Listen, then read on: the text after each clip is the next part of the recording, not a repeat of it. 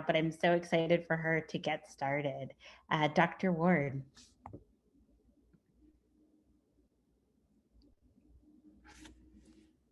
Okay, thank you for that introduction. I'm going to go ahead and share my screen.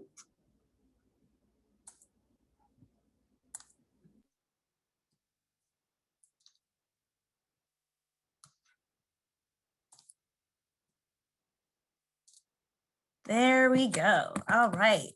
So, good afternoon. Happy Women's History Month, and thanks for the invitation to join you for Advocacy Day. So I must admit that I have the pleasure of working with and learning from adolescents, whether that's on the GW campus as an assistant professor, teaching community engaged undergraduate public health courses, or if that's in DC neighborhoods, basically working with my out of school time youth development pipeline as the executive director of Promising Futures, whose pictures, by the way, I've sprinkled throughout today's presentation. So I say all of that to say that youth, and more broadly, the children that you see, are indeed a vulnerable population, as you know, mainly because they're depending on others for their livelihoods, since someone else is largely deciding what they eat, where they live, and if and when they receive care. And, not but, and this population has agency. It has power. Just think about the many social movements around the world, from civil rights here in the US, environmental activism in Sweden, and the cries for democracy in the Arab Spring. They all started with youth. And still, youth largely are viewed in the medical literature and in public discourses in very paternalistic ways. So that's basically what we're going to discuss today: how we talk about the children, youth, and families that we see in our clinics, and our research studies, and our programs, and in our communities. In fact, we will unpack how narratives most certainly shape and therefore can actually undermine the call for racial and health equity.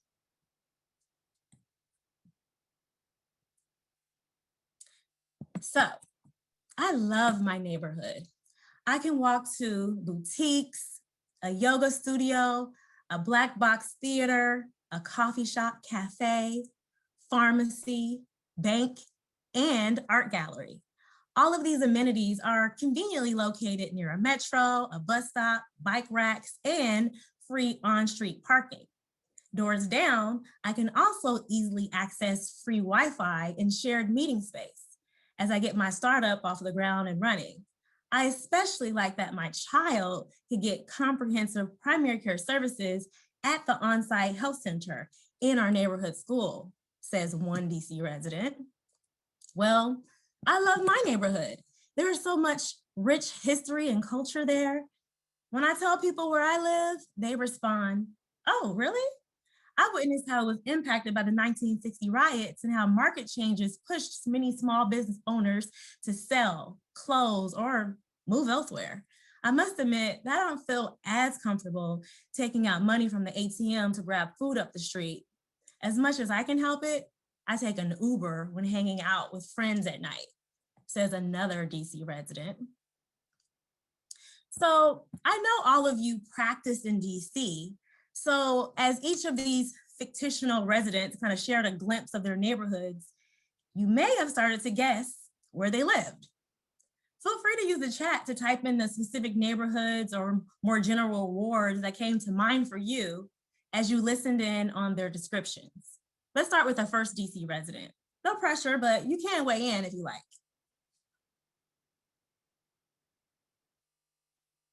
So that first DC resident actually lives in the Great Ward 8 in historic Anacostia, blocks away from the Hive 2.0.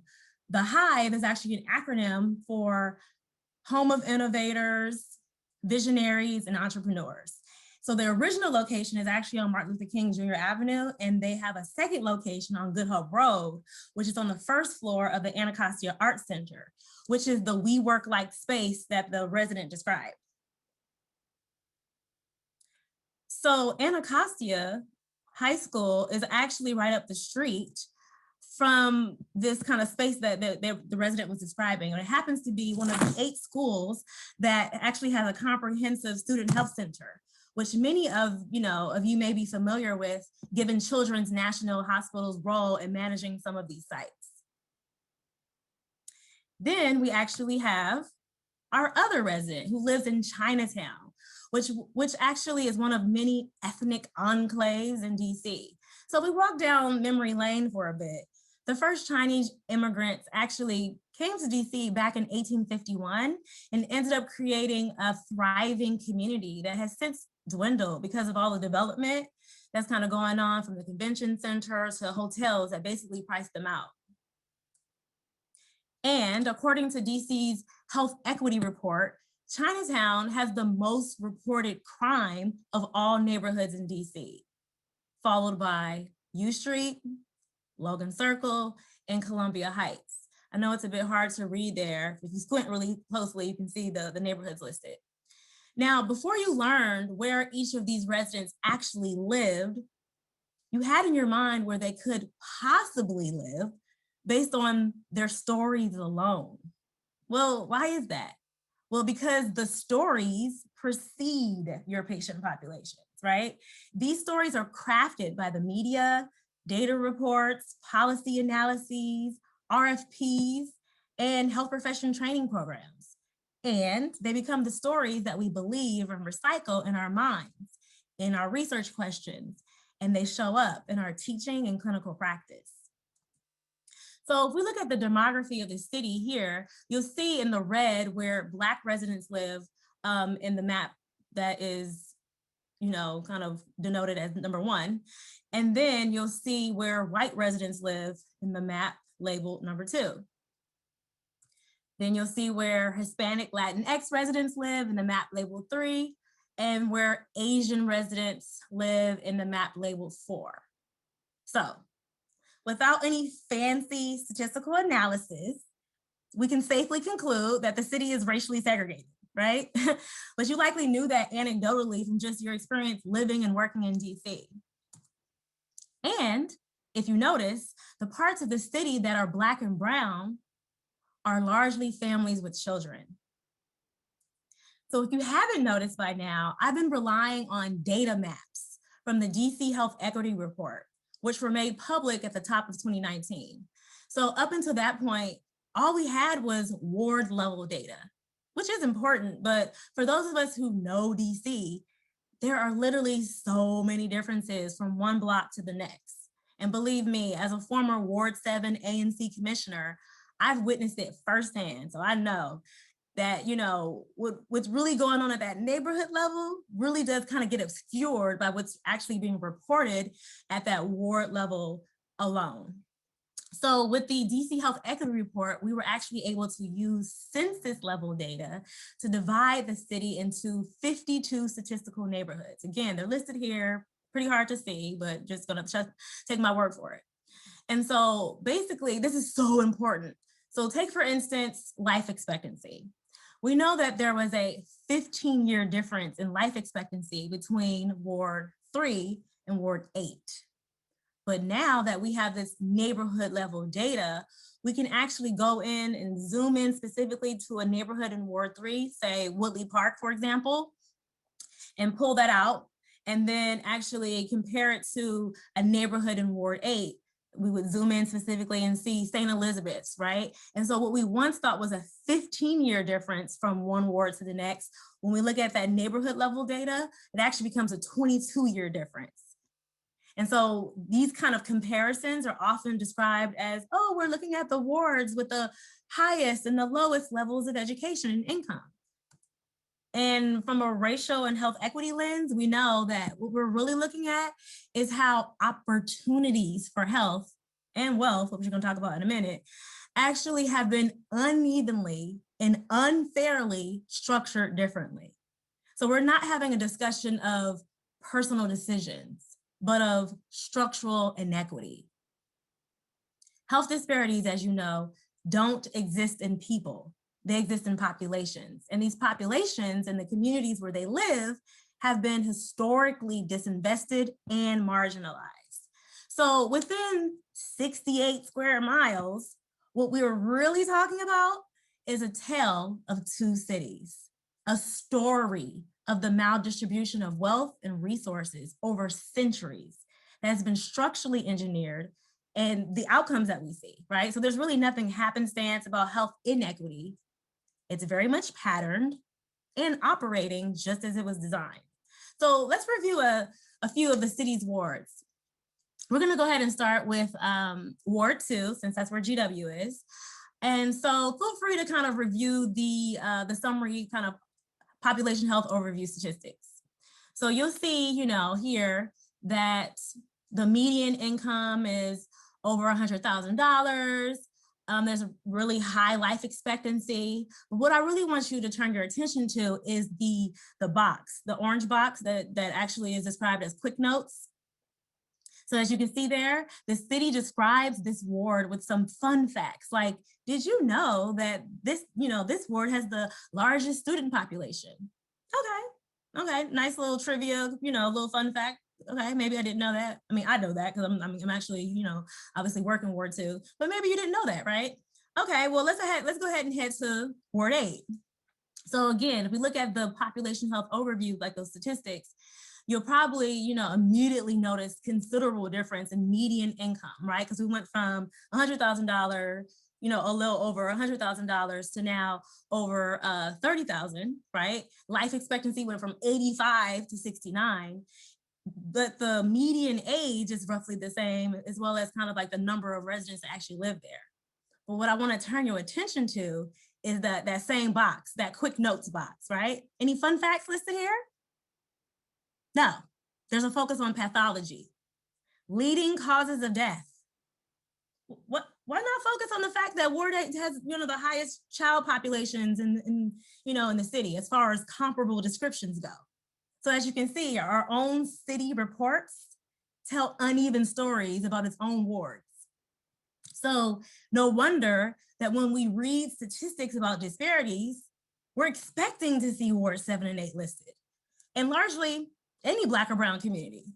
These communities bear the burden of poor health outcomes, not because they're inherently prone to health risks, but because they're believed to be. So I remember I literally had to turn off the coronavirus White House briefings this summer out of sheer disgust, the best way to describe it, for how Black and Brown communities were blamed for the rising and clearly disproportionate rates of COVID. The US Surgeon General literally told Black and Brown people to stop using drugs and basically to just do better. And if they didn't want to do it for themselves, they could do it for their abuelas. They could do it for the big mamas. Does anybody remember this? Right? So Dr. Jerome Adams most certainly received so much criticism from that kind of messaging, and rightfully so. And it's because we have to discuss conditions in which populations are living, right? Because people make choices based on the choices and the resources that they have. And so while this, this graphic shows, hospital access and uneven access, right? We could swap this out to illustrate healthy food sources, highly resourced schools, gainful employment opportunities, accessible transportation, or basically any other social determinant of health. So the framing that you bring to advocacy is critical. Later today, you're actually going to cover how to write op-eds, prepare testimony, elevator pitches, all for your advocacy portfolio. But that's the thing. All of this centers around the story. Okay, so with the remaining time that I have left, I really just want to share 3 ways that you can advocate for social change through the stories that you tell. This includes a commitment to A, telling fuller narratives that pull on history and context. 2, really kind of focusing on the strengths and assets of communities as opposed to maintaining narratives of lack. And then we can just end by kind of focusing on how to translate our values into action through equitable investments throughout the city. So there are actually a lot of ahistorical conversations about Who has the right to live where as we watch the city gentrify and people get pushed out?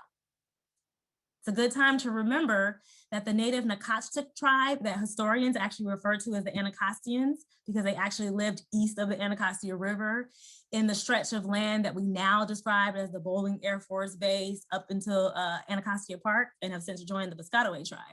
But this history reminds us that no one is illegal on stolen land.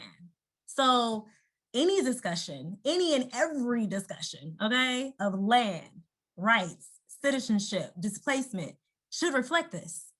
So in thinking about the role of power and privilege, it is actually very much incumbent on all of us to acknowledge the ancestral lands in which we all occupy. And while we're walking down memory lane, let's remember why DC has been affectionately described as Chocolate City. Yes, Pierre L'Enfant did design the city, and it was enslaved Black people who built it, right? Which is why it was so incredibly powerful to actually see and read the big, bold yellow words, stretching over 2 blocks of 16th Street leading up to the White House with the words Black Lives Matter, especially since enslaved Black people built the White House and the Capitol building, right? And so once all of the demonstrators and protesters dispersed and went home, it's still DC's Black residents that have less wealth and opportunities for health. So unlike the kind of rhetoric, whether that's like Reaganomics or, or otherwise, that kind of paint this image of the Black welfare queen, Emily gets it. You see what she says here? She notes that if you're trying to buy a home, I highly recommend you have a grandparent that was white in the 1940s. So the dominant narratives that are attached to poverty, especially for Black and brown folks, need to include this context of generational wealth that was amassed by white families that were supported by the federal government, really. And why you see generational poverty actually, among families who were unable to generate wealth through home ownership or the extended credit for that matter. So you can literally map DC's segregated neighborhoods. So while other, major cities relied on the racist practice of redlining to determine who was eligible for mortgage loans and who would be relegated to public housing, DC relied on this practice in the form of racial covenants, right? And that's literally where developers would only sell to white buyers. They would put in the deed that the house could only be sold to another white person, which kept the property white in perpetuity. And tenant associations started to adopt this racist practice to keep the whole blocks white. This kept neighborhoods free of Black and Jewish homeowners. And we know that when we start talking about home ownership, we're getting into property values. And when we start talking about property values, we're talking about a tax base that goes to public schools. When we start talking about tax base, we're getting into a political base that's about wielding power over city resources. So all of this to say, we have to counter these dominant narratives that cast historically marginalized populations as wholly responsible for poor health outcomes and wholly responsible for poor conditions that they live in. And to do this, we really have to understand what equity even means. I'm sure you've seen this graphic here on the left many times, right? I mean, yeah, it's useful to understand what equity is about, right? It's about fairness, not sameness. And while this graphic and related conversation, does define the concept, it doesn't actually adequately frame the concept. So as you can see here, there's a focus on giving more to the quote unquote disadvantaged group, right? But there's nothing innate or natural about disadvantage. These groups don't have what they need, not due to a personal failing or inherent lack of capability, as implied by being short, right, in this graphic. They are socially disadvantaged. So these failings are structural. That means we have to shift the unit of analysis from people to policies. The issue is not what people are or are not doing. The issue is about how policies create the conditions that make it easier or harder to achieve and maintain health. So in the next graphic, the unit of analysis is rightfully focused on the conditions. As you can see at the foundation, it was uneven, right, to begin with. So some populations had an unfair head start with little to any barriers, whereas other populations have immense barriers, right? And then literally are playing catch up. So you can still see diversity or difference in the groups, right? Which is what the first graphic attempted to do, but just really kind of fell flat in that attempt. And so it's not that, these differences are the issue, it's the meaning that we give to these differences, right? And why populations have literally been denied access, rights, and privilege that's freely given and hoarded by others. So our stories should reflect this framing because our stories shape policy. In other words, our stories rely on our perceptions of reality. So speaking of perceptions, when was the last time you talked about or experienced the rich history and culture of Ward 7 and 8? You were likely introduced to these parts of the city for what they needed as opposed to what they had. I know my GW students are often introduced to these communities in very deficit ways, and that explains why the only times that, they even visit is for a service project. And that really keeps these communities on the receiving end of service, which is not only disempowering, but it's just an inaccurate depiction of these communities. So as you can see, I've listed, like Hive and just like some other resources, the home of Frederick Douglass, even in Ward 7, as you can see, this African Heritage Trail and so many of the, historical sites there. But this explains why I really design my courses as community engaged, where DC remains my classroom, right? And they get an equitable understanding and exposure to varied neighborhoods. So for instance, one of the things we discuss is the ingenuity of the communities, right? So, often we talked about food insecurity and the one grocery store in Ward 8. That is important to know and name as food apartheid. And equally important is how community-based organizations, business owners, and local farmers came together to create healthy food sources, right? So these communities identified the corner store as an asset since it was a readily available food source. And they turned the corner store into a healthy corner store that really offered fresh produce and healthier snacks to its residents since big box grocers have literally been unwilling to invest. And so in my opinion, the DC Community Health Needs Assessment Report actually does a really good job of capturing what DC residents have to say about the strengths alongside the gaps in their neighborhoods. They rely on participatory low literacy methods such as photo voice that engages many populations in the process. So they include, those who are undocumented and DC youth. So we actually rely on ABCD, or asset-based community development. And why? It's because Black, Indigenous people of color don't need saving. If anything, there's so much to be learned and applied based on the resourcefulness and resilience of these communities for how we can achieve health and racial equity. So basically, the stories we tell don't need white saviors in them. They also don't need or benefit from helicopter research, right? Instead, we need to enter these communities and build trust, rapport, and meaningful long-term relationships. So that if there ever does present an opportunity for research or a grant-funded project, it kind of organically happens, right? It kind of naturally builds upon the community-identified assets. And those assets include people, they include local institutions, and believe it or not, they include stories. So your story can be a community asset.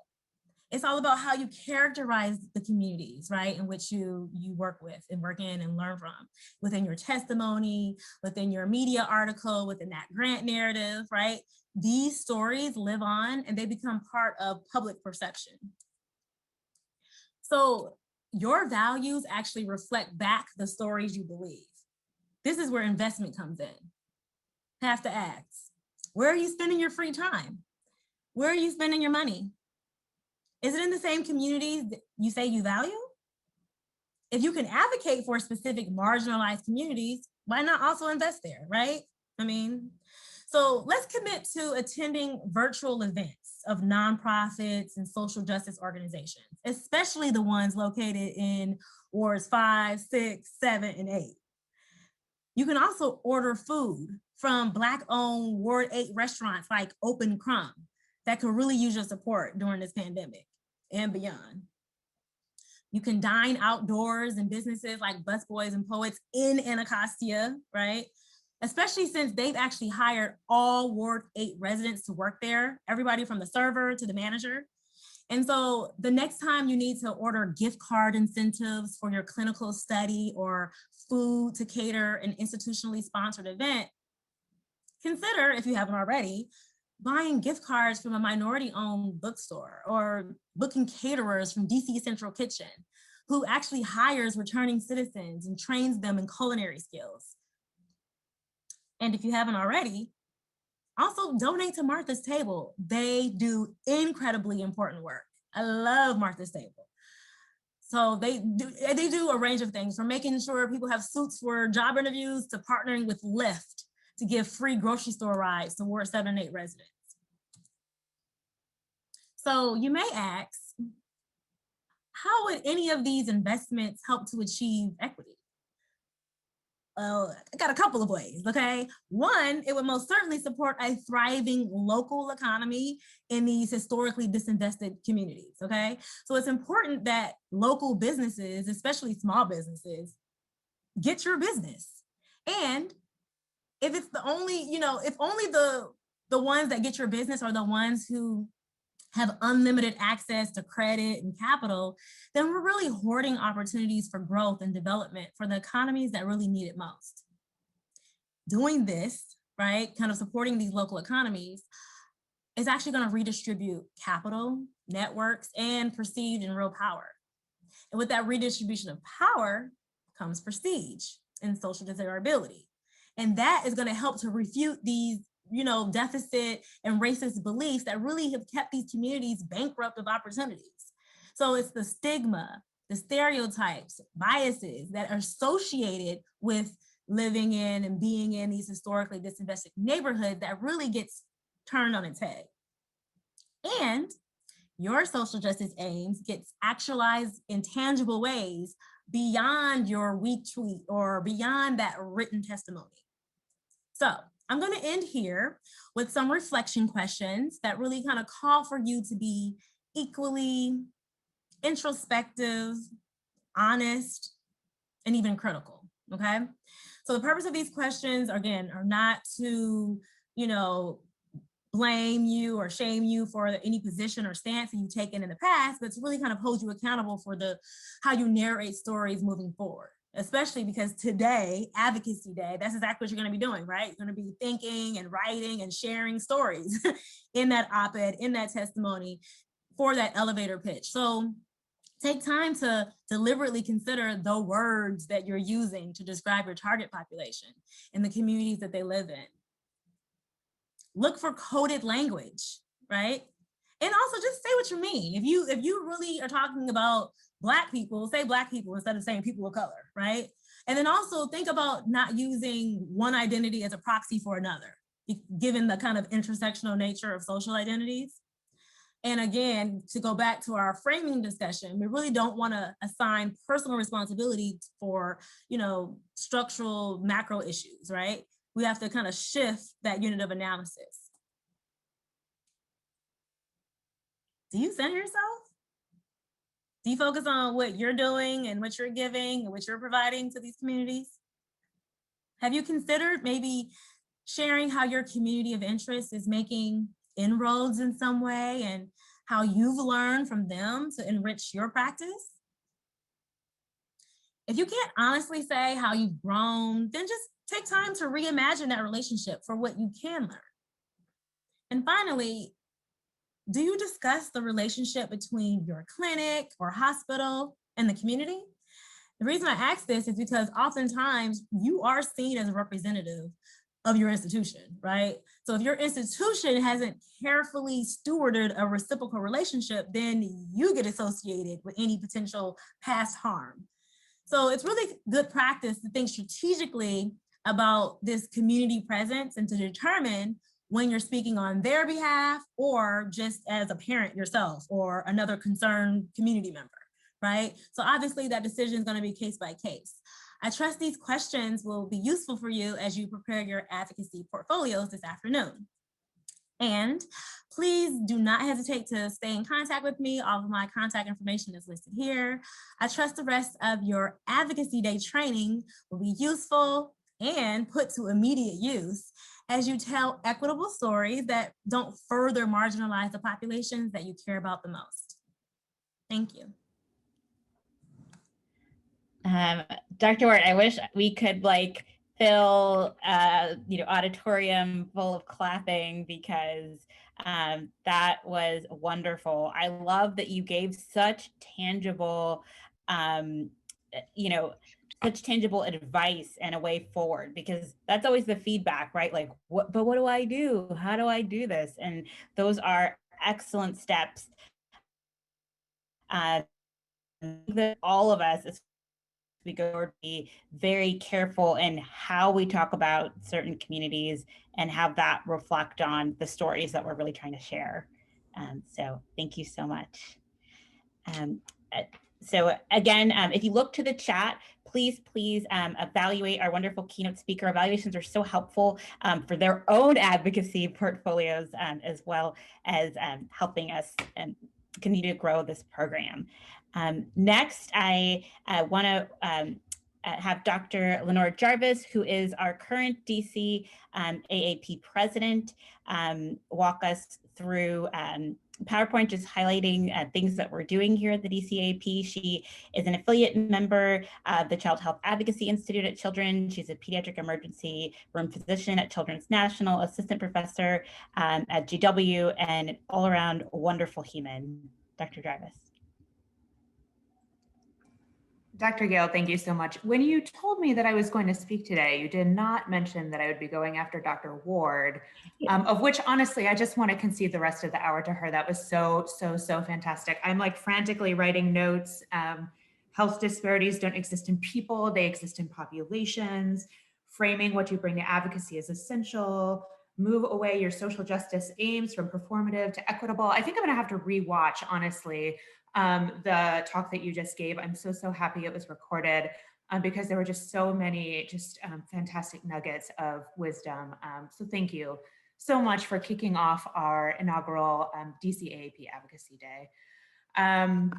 So seriously, Tamara, that was Dr. Gale, that was a great introduction. I am the current DC AAP president, and I am so happy today to represent the District of Columbia chapter of the American Academy of Pediatrics. Just a really quick blurb, DCAP is the Washington, D.C. chapter of a national organization that now has close to 70,000 pediatricians. Our chapter alone has 400 members. We like to say we're small but mighty. And we have pediatricians, residents, medical students from all of the district's hospitals, community clinics, private practices, and school-based health centers. I know this usually happens at the end, but I just want to start off by also thanking just so many people for which DCAAP Advocacy Day would not be possible. You know, Dr. Miranda Ward just was fantastic. She hit it out of the park. We have a really great lineup for you today. DCAAP is super proud to have the current national AAP president, Dr. Lee Beer, speaking today, who is a DCAAP chapter member. We also have DCAAP chapter member, Dr. Joe Wright, who is a AAP National at-large board member, speaking later today, as well as so many other just experts within the District of Columbia community. So we are so grateful for their time and expertise. And I would also like to say that, again, this usually happens at the end, but I'd like to also thank right off the bat several individuals for whom this day would not be possible. Dr. Tamara Gale, she has been an expert in coordinating and organizing the DCAAP Advocacy Day events. Our fearless executive director, Tysus Jackson, Amila Fatima, Chioma Aneke, Dr. Elizabeth Lawton, and Dr. Janine Rathi, just to name a few. I apologize in advance for anybody that I forgot. And then I'm just going to take the next few minutes of your time to do a whirlwind overview, highlighting just a few of the elements of the DCAAP's advocacy work through the DCAAP committees. Our DCAAP chapter members value advocacy for child health and safety at the forefront of what we do. I think it's honestly why most of us joined DCAAP. COVID-19 has certainly been a time of advocating not only for immunizations, plans for safe return to in-person school learning for children, and health equity, including racial equity and mental health within COVID. And so without further ado, here's the whirlwind, but starting with advocacy. The Advocacy Committee oversees local legislative efforts and assists members and committee chairs in preparing and successfully providing testimony on legislation within children's health implications. We often work with the DC Council and the Mayor's Office, as well as the DOH in coalition building for advocacy throughout the district. We have members not only on the Mayor's Thrive by 5 Coordinating Council, but also as project core leadership of the DC Safe Sleep for Mayor Bowser. Members of the DCAAP also presented at the Mayor's Maternal Infant Health Summit this year, titled COVID-19 and its unique effects on infants and children as a vulnerable patient population. The Adolescent Health Committee is committed to improving health of teens ages 12 to 21 in the District of Columbia. They were essential in advocating for the continuation of No Shots, No School. They helped in coordination with the Immunization Committee to testify and allow the policy to be passed for minor consent for vaccinations in the District of Columbia. That's for adolescents 11 years old and up. And then we have e-cigarette champions added to the DCAAP chapter as kind of a collaborative partner for the DC Tobacco Free Coalition program. The chapter of breastfeeding coordinators work within the DC chapter in the community on breastfeeding to support breastfeeding promotion. They have worked with the Department of Healthcare Finance to allow internationally board certified lactation consultants to bill Medicaid as well as Medicaid to pay for electric breast pumps. They have also worked with the Mayor's Office to create a lactation commission, which provides recommendations to the mayor about how to support breastfeeding activities. The DCAAP Early Career Committee provides valuable guidance and resources for early career physicians who are transitioning out of residency and fellowship, as well as those who are within their first decade of practice. Participants include students, trainees, faculty from Howard, Georgetown, GW, Children's National, and others.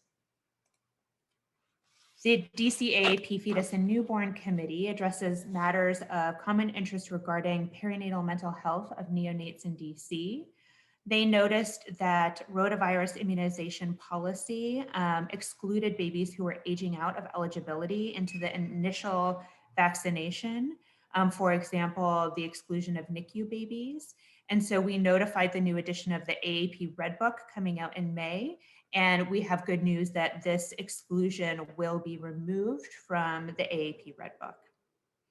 Further, the DCAAP Fetus and Newborn Committee participated in the DC Office of the Chief Medical Examiner Infant Mortality Review Team and helps to review infant deaths in DC to make recommendations for prevention, and also participates again in collaboration with the Mayor's Safe Sleep Advisory Group in DC. The DCAAP Immigrant Health Committee provides providers in the district an opportunity to share common interest in immigrant children and families with a goal to provide support for one another, share resources, advocate for immigrant children, and educate ourselves as providers about current immigration issues and immigrant health issues. They are very excited that we just heard this great news that in collaborations with Virginia AAP, that our proposal for the state to convene a work group addressing the issue of health coverage for undocumented children in Virginia was included in the final budget by both the House and the Senate. And this new work group will now be directed by the Secretary of Health and Human Resources. The DC AAP Immigrant Health Toolkit also continues to be a go-to resource for medical professionals, trainees, and other ancillary healthcare workers in the DMV area. And it has been used as a model for other programs to develop their own similar resource. For example, it was used as a model for the Los Angeles County Immigrant Youth Toolkit. As I stated before, the immunization committee has been very active this year for basically all things immunizations.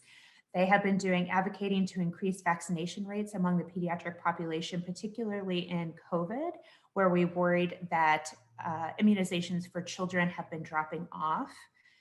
We've applied to multiple grants for funding to expand an existing text reminder program for lead to a larger text reminder program for immunizations, but so far we are still working on that funding. The immunization team worked very closely with the Adolescent Health Committee in order to pass the Minor Consent for Vaccinations Amendment Act within the District of Columbia. And we successfully advocated for enforcement of the vaccine mandate, no shots, no school, again, in collaboration with the Adolescent Health Group in order to mandate immunizations for in-person school attendance. We hope to further advocate for COVID immunizations as the ability and need arise. As you may already know, adolescents 16 years and up with existing health conditions are now eligible for COVID immunization, and testing is currently happening for the age group of 12 to 16. And so we do hope that pediatricians can help advocate for COVID immunizations and provide science-related information to families as eligible, and then also to help to provide science-based information for family members to get immunized for COVID. Lastly, in the immunization category, we've had successful new partnerships with parent advocacy group called PAVE and Immunize DC, and we're a coalition and collaboration building in this arena, currently collecting results from parent and provider surveys to inform future projects surrounding immunizations in the district and advocacy components. From a lead standpoint, we have a CELSAR grant within the District of Columbia to engage 10 pediatricians from 3 DC-based clinics to lead a 2-year lead screening learning collaborative using QI methodology to improve lead screening rates among children in the District of Columbia. We've partnered with Unity Healthcare Center and Mary Center in the training and implementation of lead point of care testing. And we've utilized a text reminder program to help families know when blood level tests for lead are needed. Lastly, the School Health Committee monitors activities of the DC public school system, which includes DCPS and charter schools, in conjunction with OSCE, in order to advocate for health issues that may affect the social, emotional, and cognitive development of DC children. This committee looks for opportunities to work with the DC schools to improve the educational environment, expand health access, and increase health knowledge. We are currently pretty proud of an initiative that we have undertaken in the last year. The School Health Toolkit is in its final stages of development to provide comprehensive COVID-19 resources. The toolkit will be distributed to teens and young adults, parents and caretakers, health providers, and educators. And we will be sure that we will send this information out to everyone as soon as it is ready to launch. We have certainly been spending a lot of time having a bi-directional collaboration amongst school health centers and parents throughout COVID-19 to make sure that the school health related questions surrounding COVID and safe return to in-person school learning are answered, and that we also hear the concerns of school health providers, child health care providers, and the parents and families that we serve. Hopefully you're still with me. Ultimately, the end goal is to get more involved. So we will talk throughout the day about finding your passions for child health advocacy and getting involved, whether it is a one-off, whether it's a 5-minute advocacy task, a 1-day, or a longitudinal body of work for which you are invested to help improve the lives of children and adolescents. So here is listed the aapdc.org. That's our website, or you can email Tysis at aapdc.org. for more information about how to get involved. Lastly, at the end of this DC AAP Advocacy Day event, there will be a overall day evaluation. And on that evaluation is an opportunity for you to express your interest to get involved either as a DC AAP chapter member and/or if you have interest in any of these committees that we just discussed. We're very excited about the work that we do here in the District of Columbia, and we're very happy to get you involved as well. Thank you so much.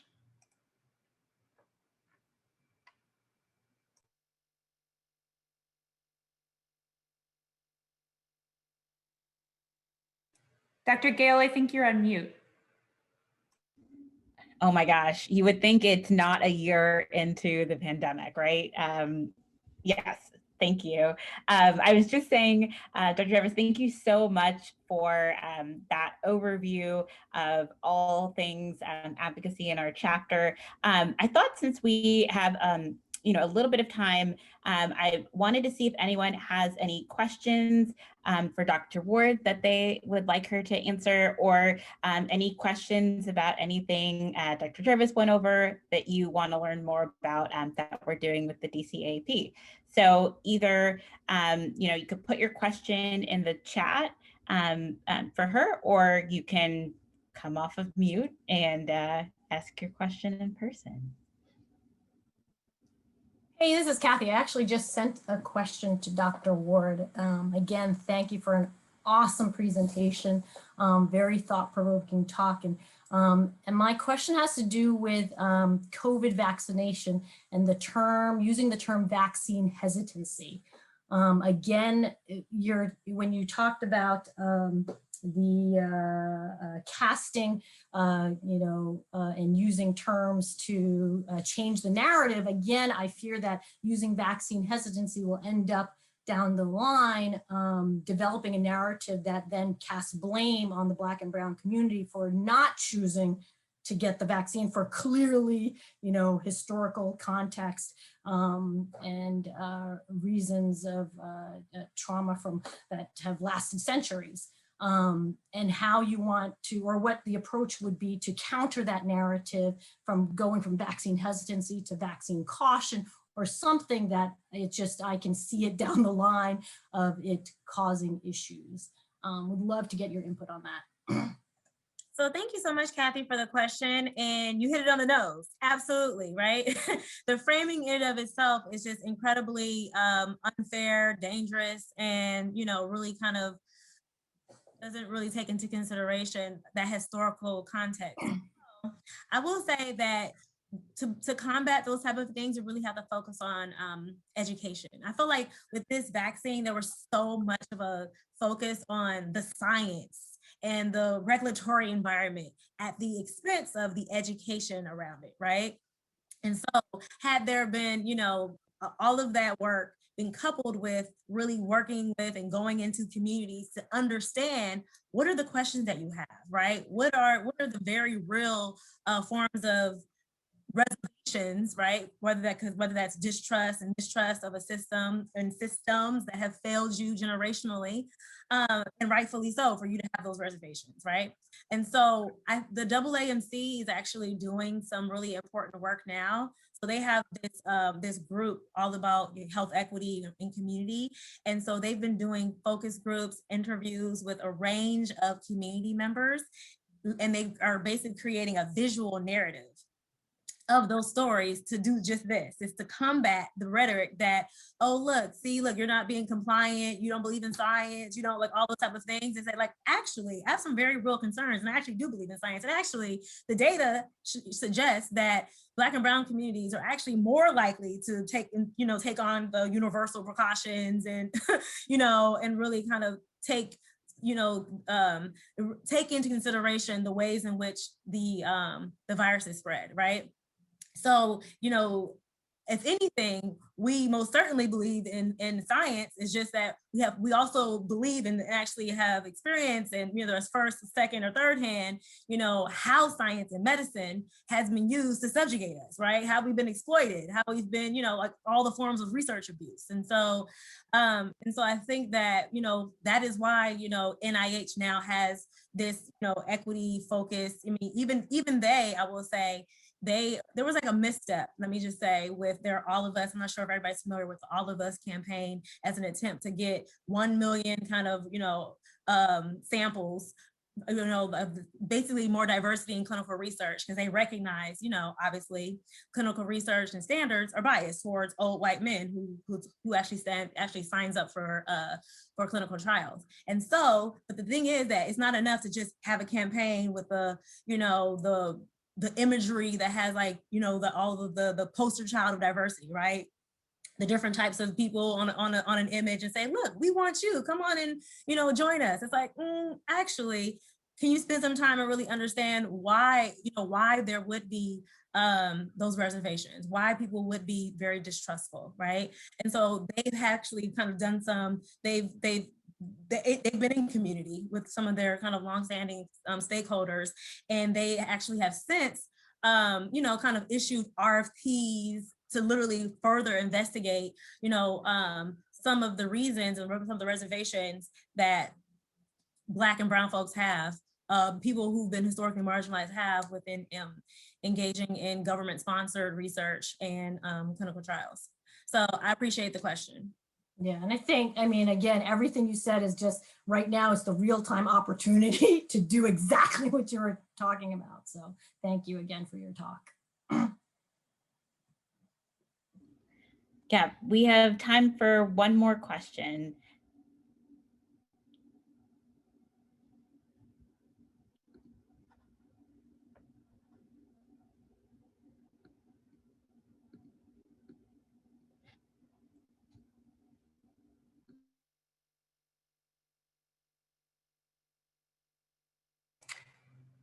Dr. Ward, can I ask you a question? Of course. We actually, DCAP had a separate meeting this morning. It's been a very DCAP heavy day for us, but about potentially engaging different organizations within the District of Columbia in like a collaborative effort, or kind of maybe like bi-directional consulting to get at the roots of some of what you're discussing. Like, how can we do an introspective look to make sure that we are appropriately framing the advocacy that we do, and who might some of those partners be, and do you have any example of what like some of those partnerships or collaborations might look like? Does that question make sense?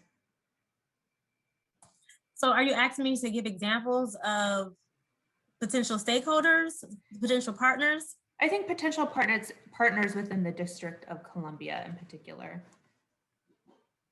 I mean, there's so many examples. I mean, okay, so there's everyone from, just local ANCs, right? Because I can't stress enough the importance of not only kind of focusing on those national networks, right? And those, kind of huge organizations that have like large memberships, but actually going into communities and working with those who live in these neighborhoods, right? And so working with local ANC members, and the reason why that's so important is because just thinking about, let's just give the example of the, Andy Shalal, right? Who's the owner of Bus Boys and Poets. And so when he knew that, I want to create, Board 8s, basically the first, Bus Boys and Poets east of the Anacostia River, he, directly went to the ANC and had this conversation and learned that, oh, you know what? They actually have a community land trust and actually own this land here. And so not only is it just oh, by the way, I'd like to kind of build and invest in your neighborhood, but then also, I'm going to invest in a way that is kind of longstanding and durable, right? So it's kind of like, a good portion of the contractors that we're going to even use to build this building are going to be Ward 7 and 8 contractors, right? Again, like I said, all the people who work there are, actually live in that ward. And then really kind of thinking more kind of long-term about even one of the local business owners of there's this, it's called Anacostia ice cream, actually featuring and kind of having that Anacostia ice cream sold in that location with the idea that they would take that and actually make it mainstream across all the other locations to help to refute those messages, you know, that are typically connected with Anacostia. And so that's just an example of how, you know, going into communities and seeing like, oh, you know what, community land trusts really work well in this community. And I'm actually surprised that there hasn't been more research into community land trusts. Because I know it has worked well in Anacostia as also as in Mount Pleasant, but you haven't really kind of see it kind of take off as a model to kind of combat displacement. So I think that, you know, working with, you know, tenant associations, working with, you know, Boys and Girls Clubs, I'm a community educator. So I'm always going to think of, you know, these kind of very community level stakeholders. Of course, I know other stakeholders, like I said, like the AAMCs and the, you know, DC AAPs, right? But I also really believe in voice equity. And so, you know, I'm always going to think of the communities who often are, you know, don't have a seat at the table. And I would advise starting there. Thank you. I appreciate the input. All right. Well, thank you again so much for your insight, and actually very timely. We're going to I'm going to have Dr. Gracie introduce our next speaker, because we're going to be talking about vaccine hesitancy, and maybe we need to change how we even sort of discuss those words together. But I'll have her take it away now. Hi, good afternoon, everybody. As faculty member and division chief at MedStar Georgetown, it is my great pleasure to welcome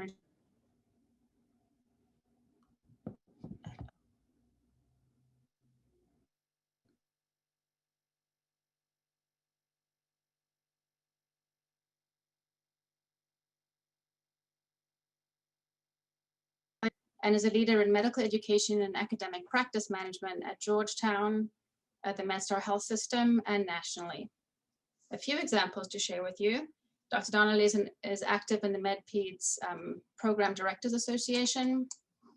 He serves on an item review committee for the National Board of Medical Examiners, and he's just concluded service of 4 years as the chair of the Joint American Academy of Pediatrics and American College of Physicians section on MedPeds Executive Committee, which is the largest MedPeds physician organization in the country. Welcome, Dr. Donnelly. We are looking forward to your talk entitled Addressing Vaccine Hesitancy, which, as Dr. Gale said, is always a timely topic in pediatrics, but of course, front and center with the COVID-19 vaccine. Thank you, Dr. Rethi. Let me share my screen and pray that since my internet froze in the middle of you speaking, that you're all able to hear me, because that is much like the one time a meeting that I forget to unmute. That's the next thing. So I'm going to start by thanking, actually, first of all, Dr. Gale and Dr. Jarvis for inviting me. And of course, I'd be remiss without mentioning Tysus Jackson and thanking her as well. And Dr. Ward, thank you so much for giving us so much to unpack in that talk.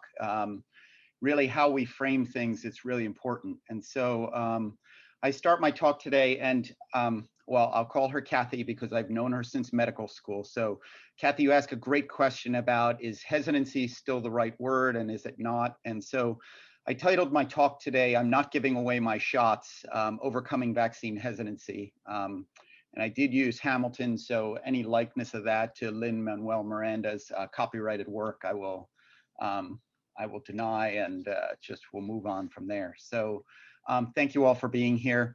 I'll start with hesitancy. First, I'll say I think hesitancy is neither.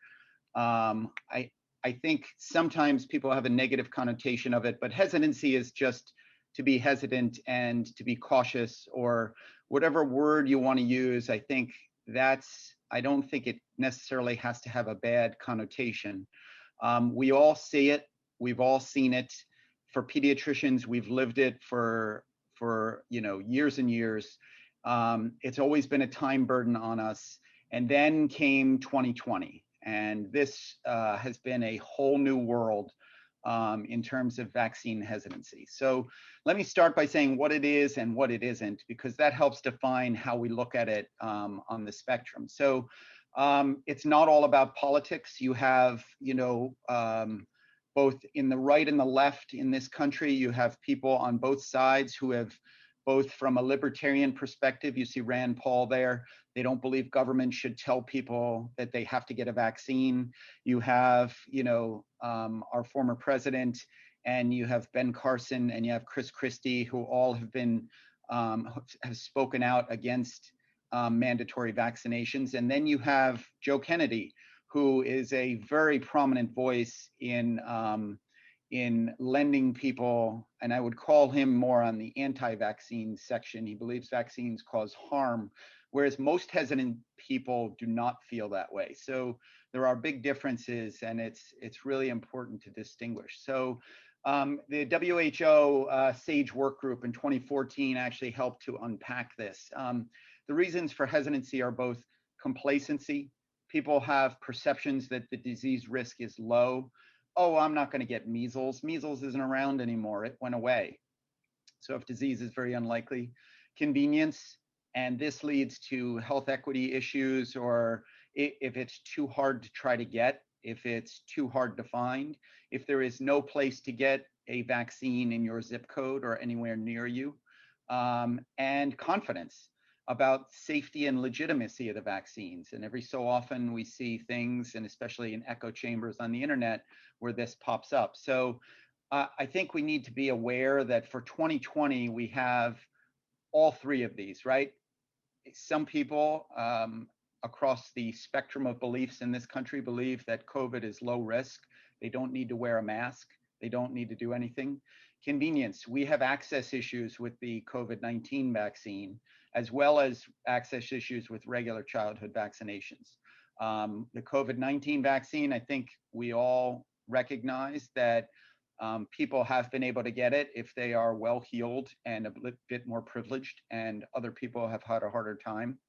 And then confidence. I mean, 1 year ago, we barely knew what SARS-CoV-2 was, and we have developed now in the world probably 8 vaccines for it that are now licensed in different countries. And so we've never seen this before. We are in totally uncharted territory. So I think our confidence in the vaccines, while I believe in them and I have high confidence, I think that we need to recognize that this came about so quickly that we need to just basically take a step back and realize that we've never gone from pipeline to development to vaccinating 40 or 50 million people in one country before within 1 year.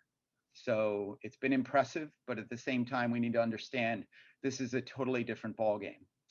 I will point out several polls pointing out where people stand on COVID-19 vaccine. And it's interesting. So if you look across the political spectrum, this has become a very, very highly politicized disease and a very, very highly politicized vaccine.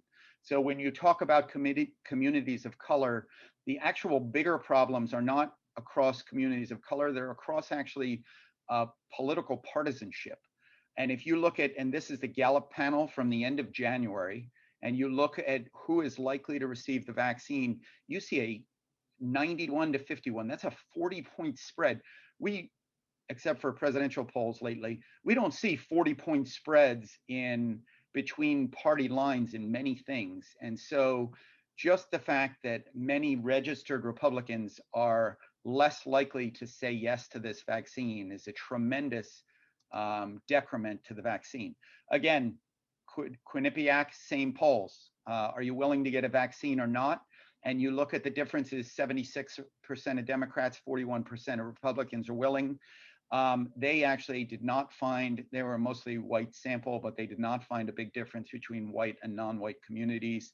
But they found a huge difference between urban and rural communities in terms of are you willing or not. And then when they asked adults why they were unwilling, about 30% had concerns about just general vaccine concerns, but 65% of them had specific concerns about the COVID-19 vaccine safety. Again, that's because probably the rollout was so fast. Again, Americans are worried about possible side effects. This from the AP poll. And what this showed was that people are concerned about side effects from the vaccine. I think that in some cases I have seen vaccine side effects downplayed a little bit. I mean, there are no horrific vaccine, but horrific vaccine side effects that we have found yet. But at the same time, looking through both EUAs for the vaccine or the EUAs for the vaccines that come out, people are, getting fevers after that second vaccine. And for the mRNA vaccines, it's about, 17% for both of them there. If you look at the data on both Moderna and Pfizer vaccines, they're pretty equal. So again, you see these problems are basically, I'm going to wait and see if it's safer. I don't trust the vaccines.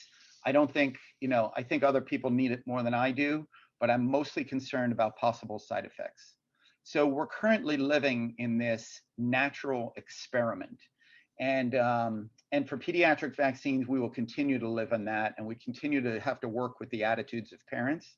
For COVID specifically, we have to overcome a lot of myth building, and a lot of people who frankly, over the years have come to live in bubbles of their own echo chambers, whether it's political or whether it's frankly, we are segregated in this country by politics, by race, by many things. So there are many ways in which we segregate in this country, and vaccine hesitancy is one such way.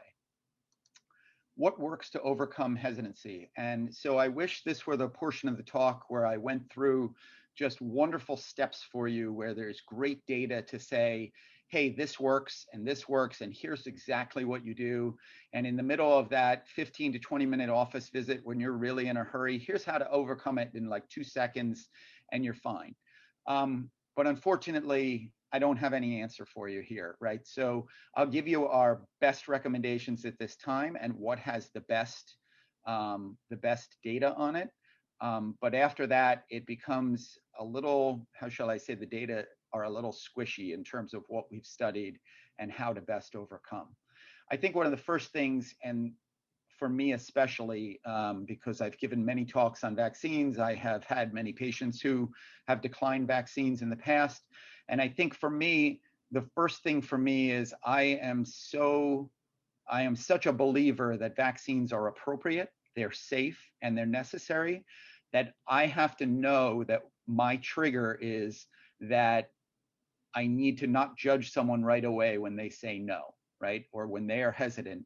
I need to be very careful about being judgy. So I put the emojis of the different eye rolls on here, but that to me is the biggest thing. I have to modify my tone, and I have to be careful. So personally, that's my trigger.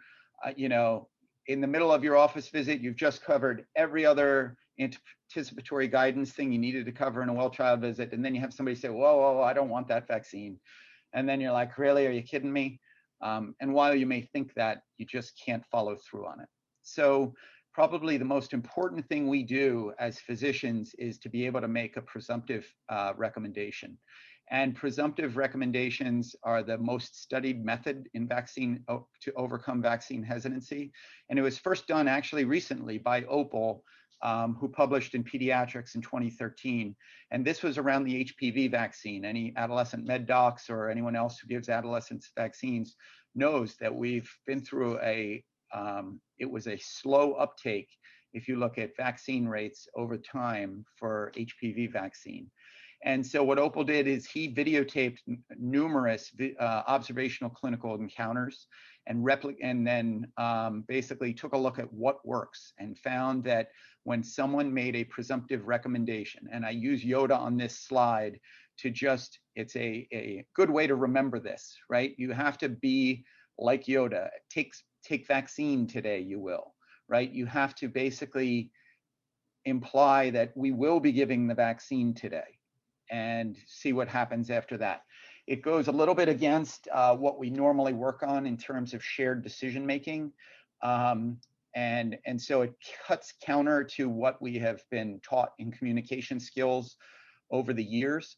But presumptive recommendations have been found to have a 5 to 10% increased vaccine uptake rate over anything else. So then the next problem becomes, what will happen if the Yoda strategy, as I call it, fails, right? So what happens? Well, this has been studied by a couple of people, and Dempsey and Lockhart have done this, and they found that they went to a multi-layer and multi-tiered approach. They had fact sheets, they had HPV-related disease images, a decision aid, and also sent every provider to a 2.5-hour communication training seminar, which essentially was a seminar on motivational interviewing. And they found that on top of the placebo group, who did not have either providers or these things, that they increased the rate of HPV initiation by about 10%.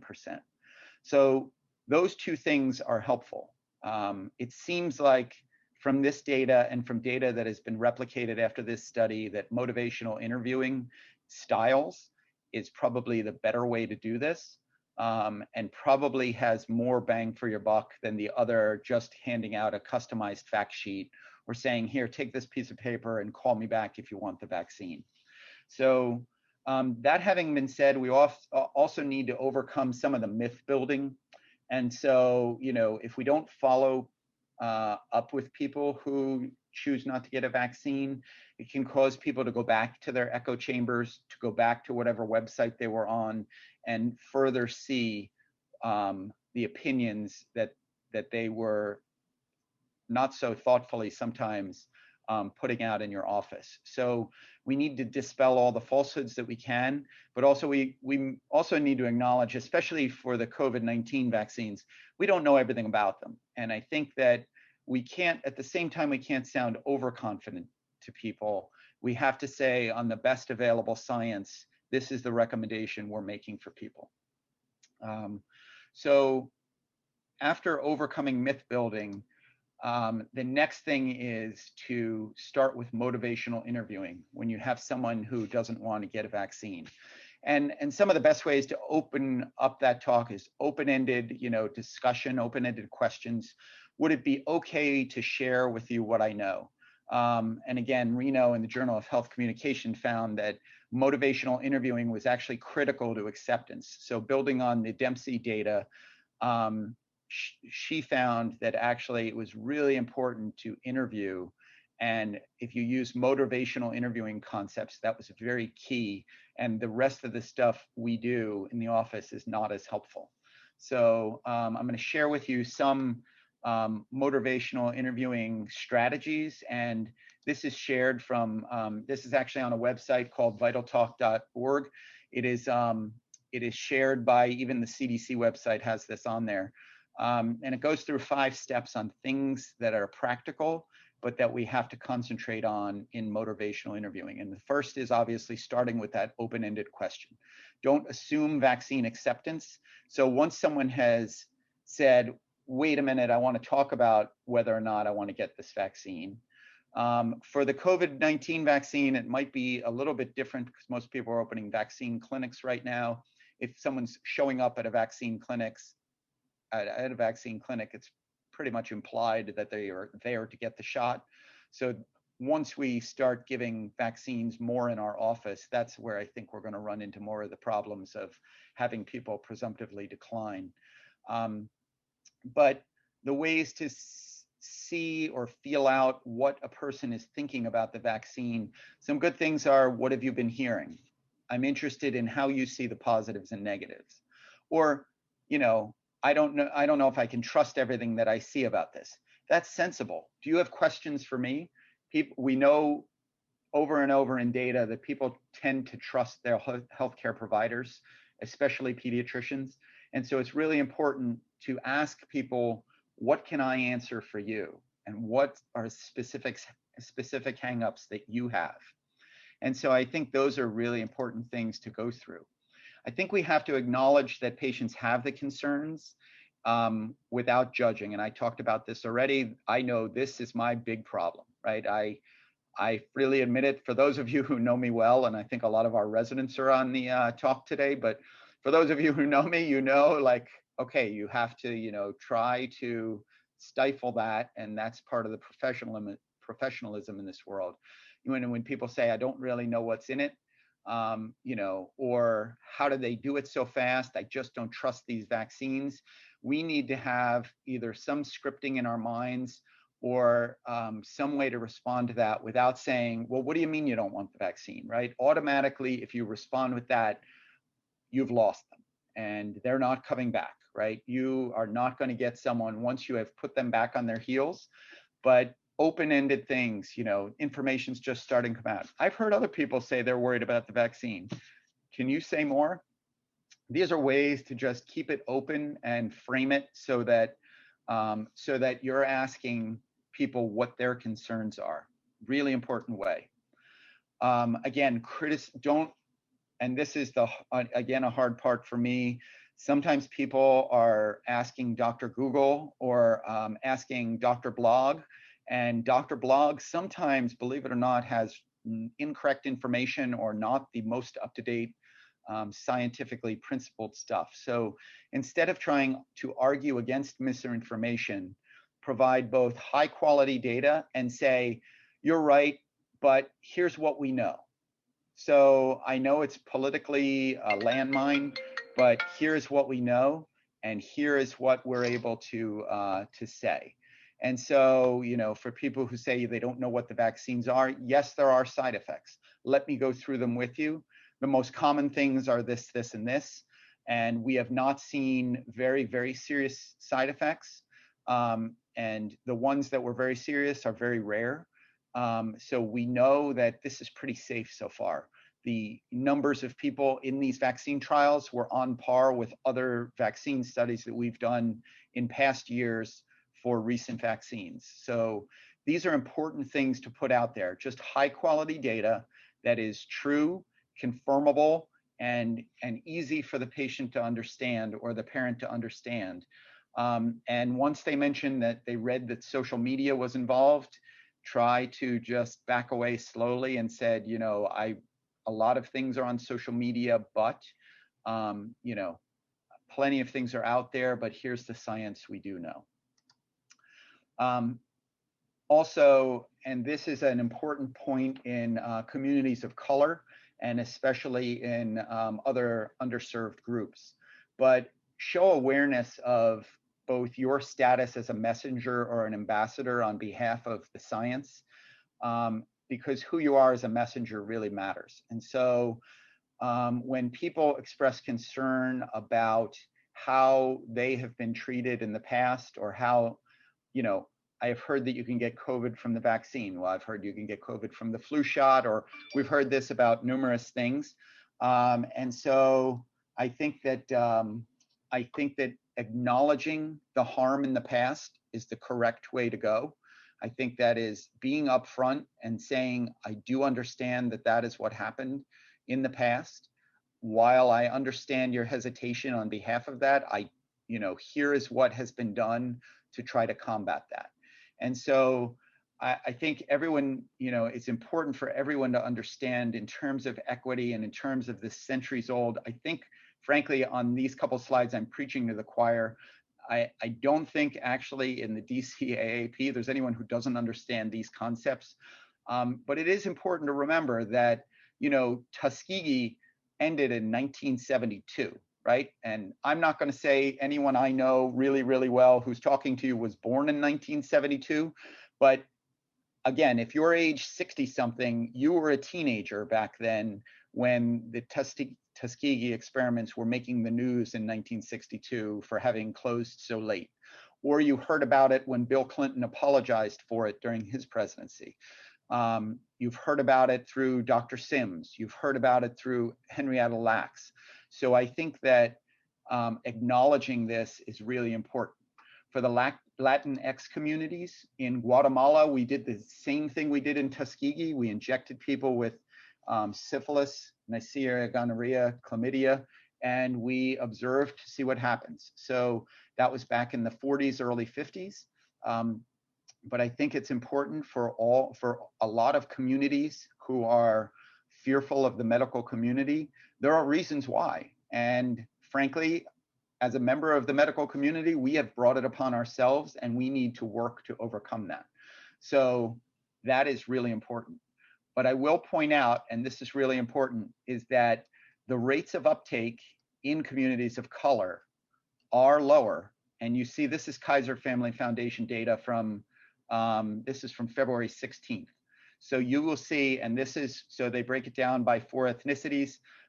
If you look at the Black community, you will see for virtually every state, relative to their percent of the total population, you see that the percent of vaccines given to those members of that community are lower for Blacks and Hispanics. And I have the Hispanic data that I can bring onto the screen right now, but you will see that for virtually every state. You will see in New York, 19% are members of the Latinx or Hispanic community, identified as Hispanic, and 9% of the vaccines that have been given out are to those community members. So we right now are in the middle of failing to do this equitably.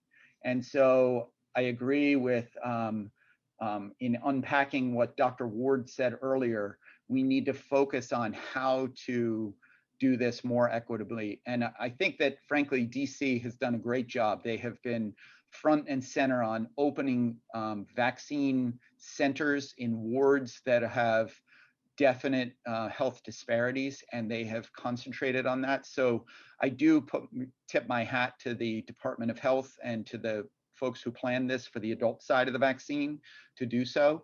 And then we're in the, we're on day 2 of the pediatric side where we can only do 16 and up. So we will see how things move forward that way.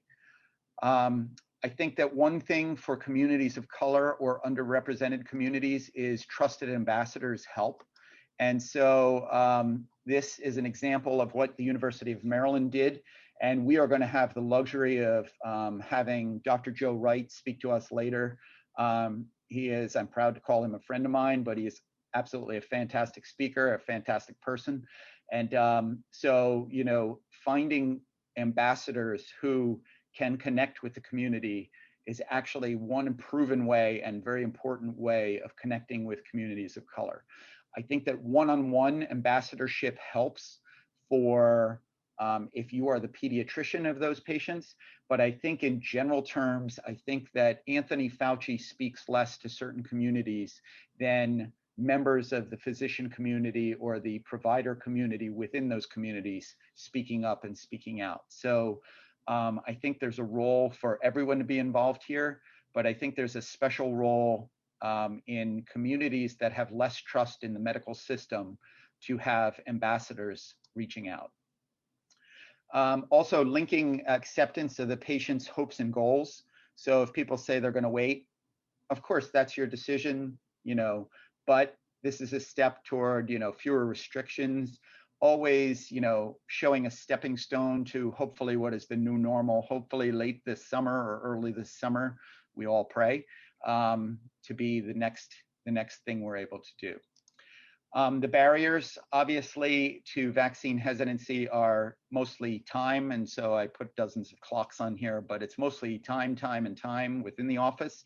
And then outside of that, it's, how to get the message out there through press, websites, TV, social media, etc.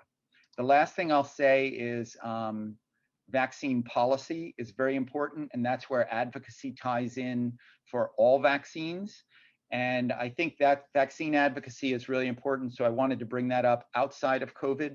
I think for COVID, it's a little tricky because everything's under an EUA and it's not yet fully licensed.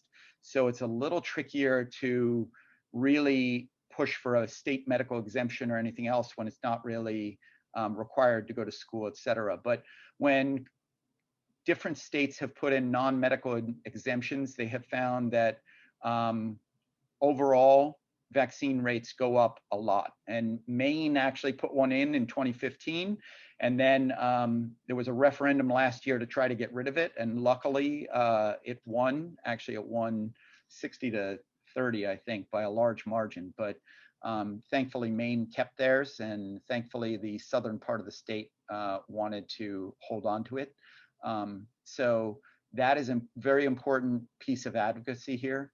But in terms of vaccine hesitancy, and I have a couple minutes left, so I'll leave it open for questions, but first make the presumptive recommendation. If that doesn't work, identify concerns, listen non-judgmentally about why people don't want vaccines, educate on the risks, benefits, and the science we know, try to dispel misconceptions, and then remember who is the ambassador, who do you represent, and who is trusted in the community. Or, you know, if this is a patient I've known for 10 years, I think they've trusted me by now. So that is a way to do that. So I'm going to open it up for questions, and I want to thank you all for your time.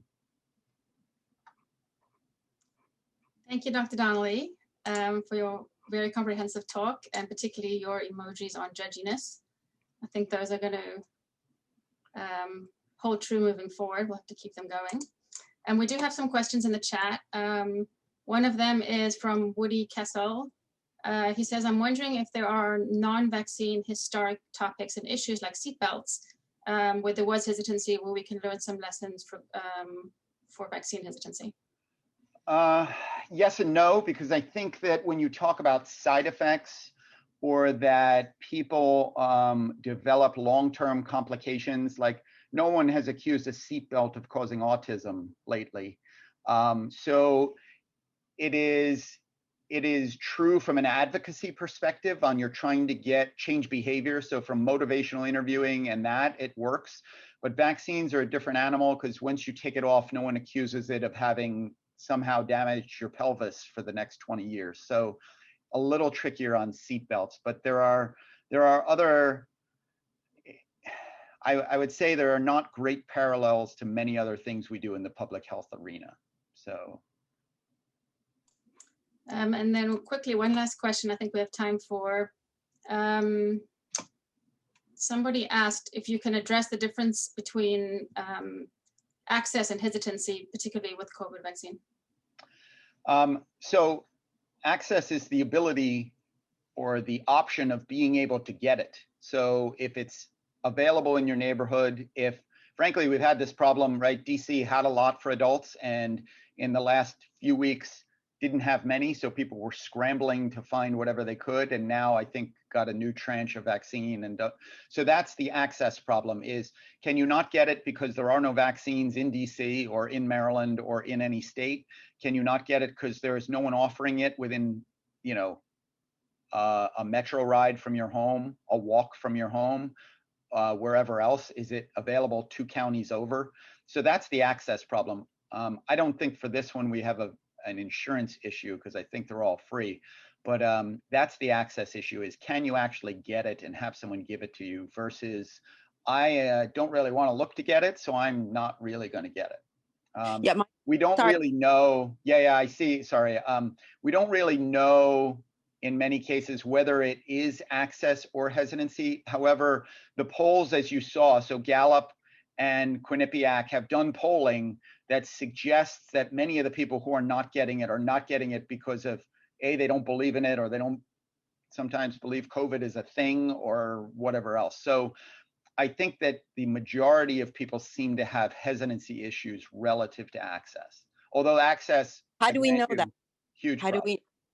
I guess, yeah. My question is, for the low vaccination rates in minorities or Blacks, how do we know for sure it's hesitancy versus access, given that there is, you know, a shortage of the vaccines, and the way that, you know, a lot of times I feel like the way it's rolled out, I feel like a lot of, you know, it's hard for 65-year-olds to try and get the, you know, to sign up, and the way it's kind of rolled out with social media and everything, and older people are not, especially with issues with literacy, how are they kind of navigating to get the vaccine, or what are, you know, that's my concern, that, you know, we might say it's all hesitancy, but it may be access, and we're, you know. Right.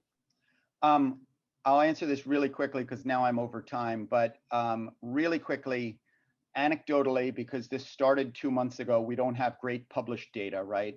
Anecdotally, there are some places in the country where there have been leftover vaccine in urban areas or rural areas where there clearly are people, but there is vaccine left over.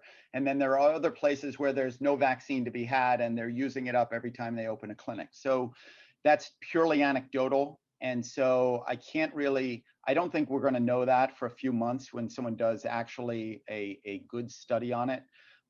So it's a little difficult to tease that out right now. I think frankly, it's ripe, and probably people are doing this to study it. But I want to, in deference to the next speaker, especially since it's Dr. King, I want to turn it back to Janine to move on. I'm happy to answer any questions. Contact me offline. Thank you very much. It is my pleasure to introduce and welcome Dr. Christopher King, also my colleague at Georgetown University.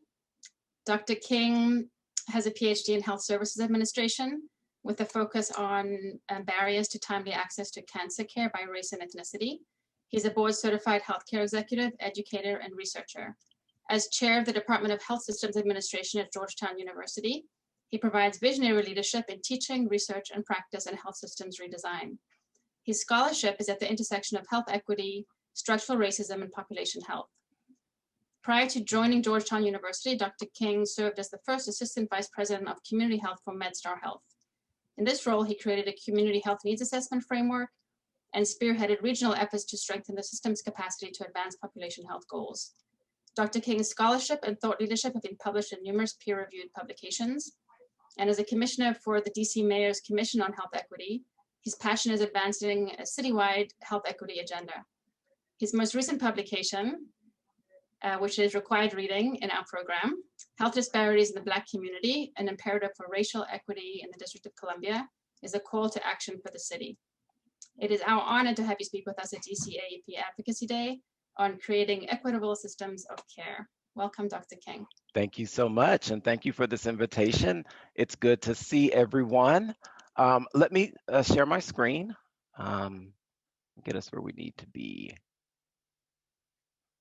And I just want to confirm, when is my stop? Is it 2 o'clock? It's close to it. Oh, boy, then we need to move really quickly because I have a lot I want to talk about. There's a little leeway. We can be flexible. Okay, awesome. So we'll be sure that you have the slides, but this is just my bio, and then just I've created this collage of some of our publications in the field. Again, my work focuses on it's at the intersection of healthcare delivery, racial equity, and community or public health. And I think this is a perfect way to start, right? Of all the forms of inequality, injustice in healthcare is the most shocking and inhumane. And I'll tell you, this quote is the driving force for the work that I've been so privileged to do over the past couple of decades. So just a few of the objectives. One, I just want us to take a moment and reflect on the evolution of medical care and its impact on people of color. And then we'll contextualize the institution of healthcare as a microcosm of a broader ecosystem that's rooted in racial injustice. And we can't advance our quality agenda without recognizing the need for racial equity. And then I'll share some examples of what we're seeing in the field and leave you with some tools and resources as we are all on our journey to be better in our work and what we do. So a few assumptions: healthcare is a microcosm of the broader ecosystem riddled with racial injustice. So we are part of the problem. Again, healthcare is part of the problem. Racial diversity at all levels is not the panacea. Some folks think that if we have more people of color in positions of power, that then it's all fixed, and we know that's not the case. It gets us closer, but this work requires intentionality and really looking at everything that we do critically, and dismantling the manifestations of systemic racism, how it shows up in our work. All of us are susceptible to implicit bias, and I'll give you some examples of that, particularly in peds. And then Black and Brown people, as you heard Dr. Donnelly mention, have a very complicated relationship with the institution of healthcare. So what I am working on now is just a framework for how we can institutionalize racial equity concepts in health systems performance. And I'll go through each one of these shortly, but It's about collecting the right data, diversifying our workforce, looking at our environment of care and making sure that the environment of care is reflective of the populations that we're serving, mitigating risk of bias, and valuing cultural humility, which is a major gap in the field from my perspective, building capacity to care for the whole patient. And as an institution, because we work closely with hospitals and health systems, looking at purchasing and procurement guidelines and being sure that we are partnering and investing in organizations that are housed in historically marginalized communities, and then advocating for systemic change, whether it's individual or as an institution. So, we spend what, $3.6 trillion on healthcare. I think that the country, as a society, we've done a really good job with medical care, right? We're comfortable in the space of providing medical care, but I don't think that we have cracked the code on the provision of healthcare, right? If we're providing healthcare, we have systems in place that recognize that when I am discharged, then I am going back into a home. I'm going back into a community. What does that look like? Is that community, does it have the resources to keep me well and for healthy living? And so we haven't cracked the code on the delivery of healthcare because we know that clinical care represents approximately 20% of our individual health or the health of a population over time, right? And so the social and the economic factors, the physical environment, and health behaviors, which in many cases are correlated with social and economic factors, are key drivers of our health. So here's a very powerful image, and I just want us to sit on this for a second or two. If you do the math, right, from 1619 to 2021, approximately 83% of the time of that time period, slavery, segregation were legally sanctioned in this country. This means that it's going to take a long time to undo the damage, right? And so what I tell my students and folks that I'm talking with in the field, the country, the systems, the structures that guide society are not designed in a way for all people to benefit, and particularly people of color. And so that's a long time, and we're not going to undo this overnight. And I would even argue that we're not in the green zone yet. I would say we're not in the green zone because of voter suppression. We're not in the green zone because of George Floyd, Ahmaud Arbery, Breonna Taylor, and the names of so many folks that we'll never know their names. We're not in the green zone because of mass incarceration. So this image is a very powerful way to just tell the story of the history and the institutions that have been put into place. And everyone's just not benefiting, right? Even though it's 2021. We're spending 3.6 trillion on healthcare in the country, and you can see we are literally off the charts. So what you see here on the vertical axis, this is life expectancy, and then on the horizontal axis is spending per capita. We are all the way over here. So we're spending a lot of money, more than 2 times than other industrialized countries, but our life expectancy is among the lowest. So we're doing something wrong, right? And so I heard that the publication that we released earlier this year was included as a reading for this group. And I just want to highlight just a couple of stats here. The District of Columbia is a racially segregated community. I think we all know that, and you can see here what that looks like, right?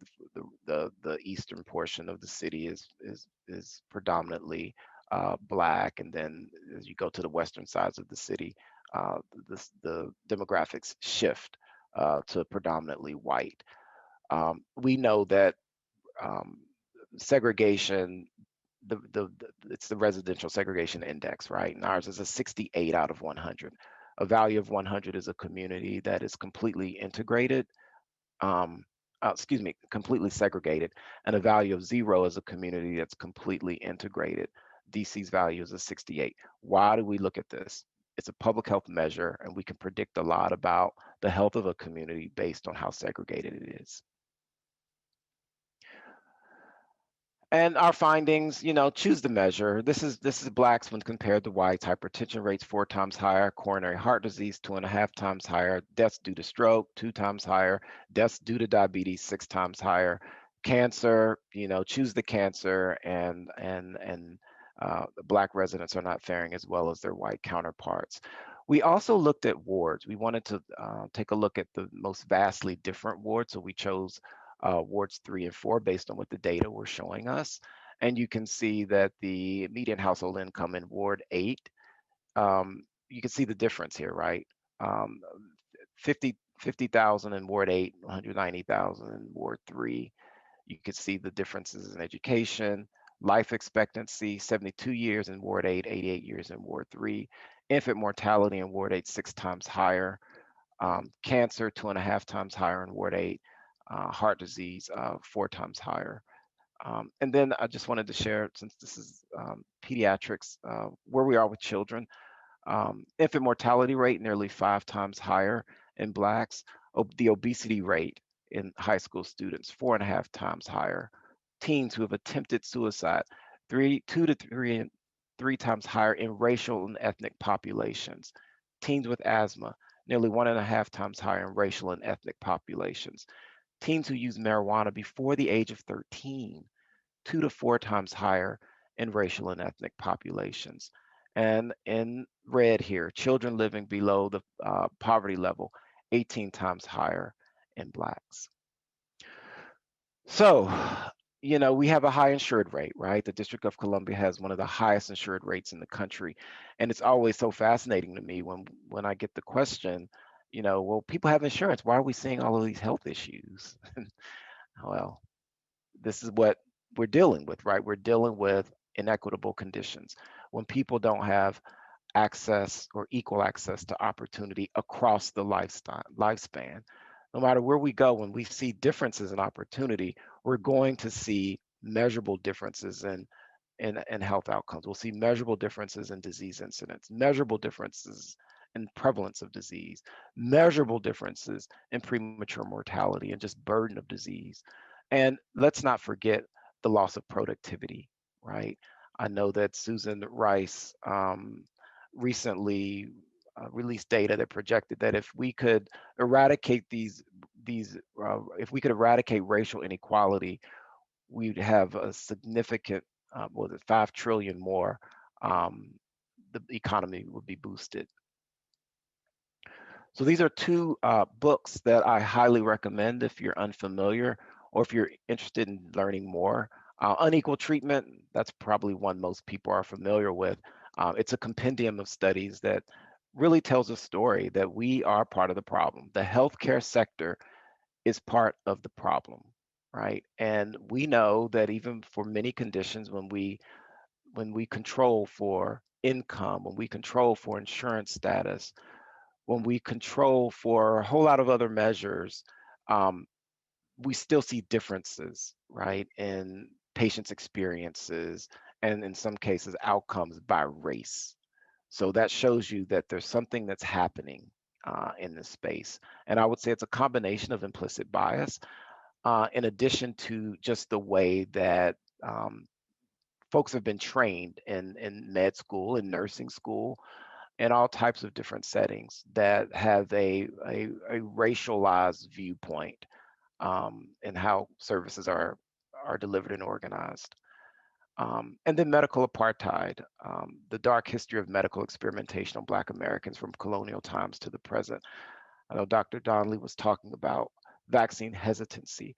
I think anyone that's interested in addressing vaccine hesitancy needs to read this book. I mean, it really tells a story of the history. And it's a difficult read. It's very, very heavy. I had to parse it out over time because it's very raw and real. But it really does help us understand what we're dealing with. And through these lessons, we can learn what needs to be done to correct the problem. So yes, we are systemic racism. We were seeing that term thrown around quite a bit, and the way that we explain it to folks is, because folks, we come to work each and every day with this intent to do the right thing, but we are swimming in a system that has been designed a certain way. The economic system, the education system, the healthcare system, criminal justice are all infused with and impacted by the racism in which they were created and maintained. And then, this, let's go back here. Um, you know, Historically, blacks were perceived as inferior, genetically different, unintelligent, having thicker skin, possessing higher pain tolerance, being predisposed to violence. These beliefs were institutionalized in the evolution of, the American healthcare system. And then I'm providing just some resources here for you that are specific to PEDS. How does this show up in the populations that you are actually serving? And this study was done not too long ago on pain management in children with fractures. And the authors concluded there are differences in process and outcome measures by race and ethnicity in the emergency department management of pain among children with long bone fractures. This is just one of many examples of how bias shows up and how algorithms have been created that use race as a indicator for how treatment would occur, or protocols actually are executed. In 2016, Hoffman and her colleagues out of Princeton conducted research. They were looking at residents and med students to see if they held these biological fallacies that were rooted in again, how blacks were perceived historically. And so what you can see here is this was in 2016, right? Black skin is thicker than whites. You had some folks who felt that way, have that perception. Black people's blood coagulates more quickly than whites. Those were the two leading medical fallacies that these researchers observed. And then you can see many of the others. So you have to ask yourself the question, like, what's up with that? Like, where's that coming from? And it goes back to how deeply embedded this is in medical care. So, we have to pinpoint inequity in the ecosystem. We know that there's inequities in housing, inequality in neighborhood resources, education, and employment. And we in the middle, you see the line bubble there, we are a part of that ecosystem. And so we have to manage patients who are, I don't want to use the word victim, but manage the patients who are experiencing inequality, right? And it shows up in our facilities, and we are being creative, and we have to really think differently around how do we address the needs of this patient in real time, and that can only be done through strategic partnerships, as we just can't do it all. But when we do have these inequalities, these social inequalities, what we ultimately will see are preventable hospitalizations, right? We'll see racial trends in preventable hospitalizations. We'll see racial trends in readmission rates, racial trends in chronic disease diagnosis, premature death, crime and social ills, mental health issues, and lost productivity. So we can't eradicate these racial disparities in health without intentional efforts to dismantle racism. I'm going to quickly go through these slides. I think we're all familiar with these Confederate statues that are coming down all across the country. It's like every other day. There's a story about a bridge that's being renamed, or a street that's being renamed, or a school that's being renamed. You all probably know, I think I heard the mention of James Merriam Sims and the statue that was erected of him, the father of modern gynecology. But we don't hear much about Anarcha, Betsy, and Lucy, right? These were the women that he exposed to painful surgical procedures in his effort to perfect the treatment protocol for vaginal fistulas. Many don't know that that statute was removed, though. It was removed in 2018 due to public outcry. And we're all familiar with the high rates of maternal mortality in Black women. And I would argue that what Black women experience during the clinical encounter can be traced back to Miriam Sims' influence in how folks were taught, right? And it still shows up today. Um, Serena Williams, I think, and Beyonce had their own experiences associated with this. And I heard the mention of Tuskegee, um, and then Henrietta Lacks in 1951. See, all of this history is result is the is all of this history is actually showing up today, right? When we're talking about people of color not um, jumping in line for this vaccine, because these are the conversations that I remember my family, having at the dinner table when I was a child. So what do we do, right? How do we create systems that allow us to apply a racial equity lens? And I've created a link here for you. Real data collection is key. Collecting data by race, ethnicity, and language. It sounds easy, but you really need to have a process in place for how to collect real data. Patients tell us they leave the answers blank when they're filling out registration, documentation, because they don't know what we're going to do with that data. And so if we are not proactive and communicating why we're asking questions about race and ethnicity, why we're asking questions about housing, why we're asking questions about employment, then they're less likely to participate in that process. And we're not going to have the data that we need to make meaningful decisions. Workforce and culture, not going to go too deep into this, but I would encourage you to take a look at the Emily and Greg and Lakeisha and Jamal study. And basically what they found was that resumes were the same. They just changed the names and they put them out in the universe. And Lakeisha and Jamal were less likely to receive a callback for a position. Looking at the environment of care is important. Brigham and Women's Hospital removed 31 portraits of former department chairs because they get it. They recognize that all of these men are white males, at least visually, that's what it looks like. And so they had a plan and they wanted to be sure that their environment was much more culturally reflective of the populations that they're serving. And then the other piece that our med students at Georgetown are really doing some great work. I'm so proud of them. Is really, looking at race and how race is actually being presented in case studies and how we're using it to make decisions. We know that race is a social construct, right? And race and people's environment actually shapes their health outcomes. And so we have to be really careful with this. And even this was released just a few months ago. We're seeing more and more algorithms now that we're going into this digital world. We're seeing more and more algorithms that are using race as a lead variable in decision making, and that's it oversimplifies the issue, and it's poorly informed. All right. And then I think I have COVID mortality in the District of Columbia. This is a perfect example of why I'm saying this.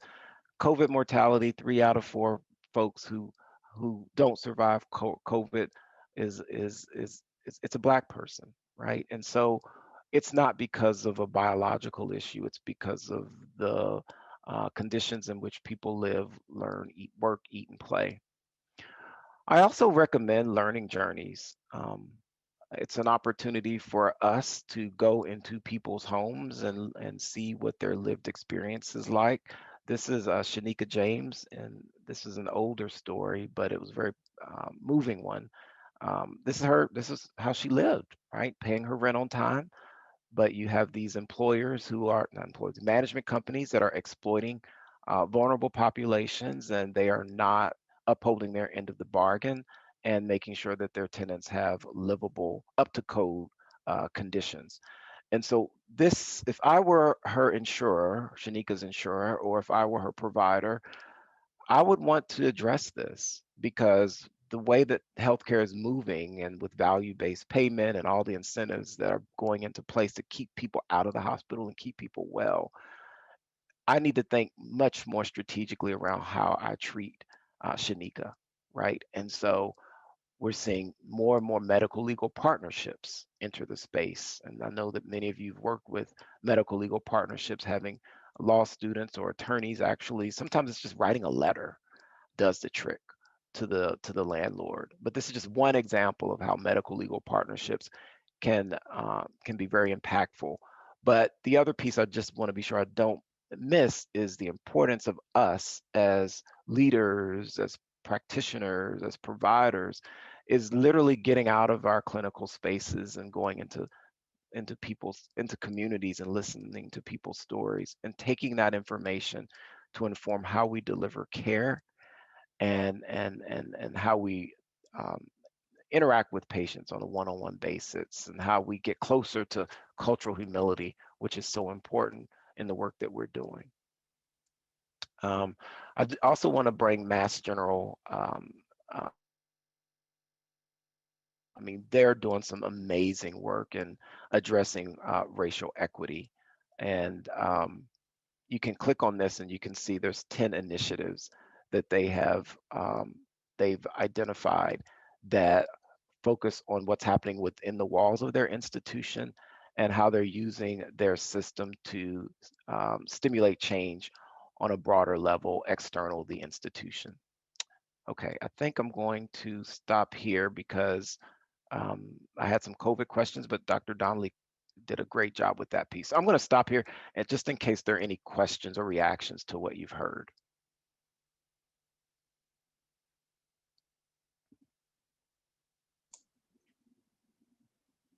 Thank you, Dr. King, for joining us and for sharing your broad knowledge and experience with us and applying it to the work we do in the healthcare systems. You gave us so many wonderful resources, and I'm hoping that you can share them with us afterwards, and our leadership can provide those to the participants in the program. Absolutely, happy to do that. Thank you.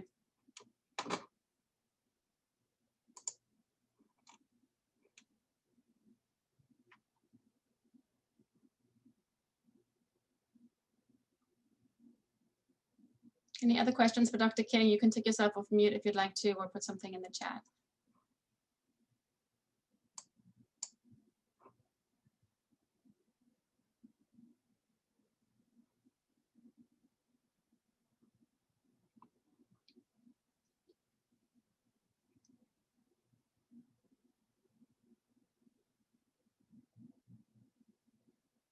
Dr. Rethi, I actually have a question. Hi, it's Tysis Jackson.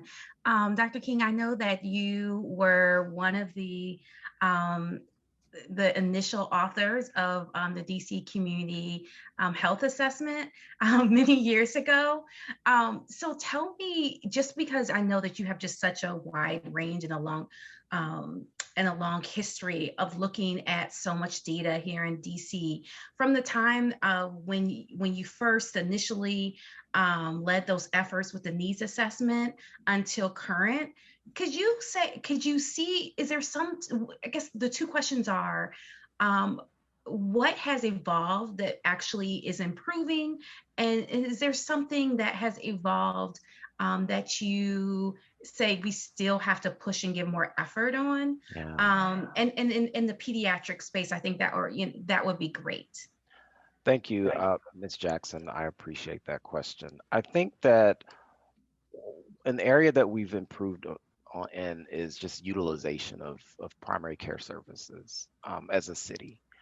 And even if you look at it, dental visits, I mean, we have impressive statistics around dental visits in both children and adults in the district.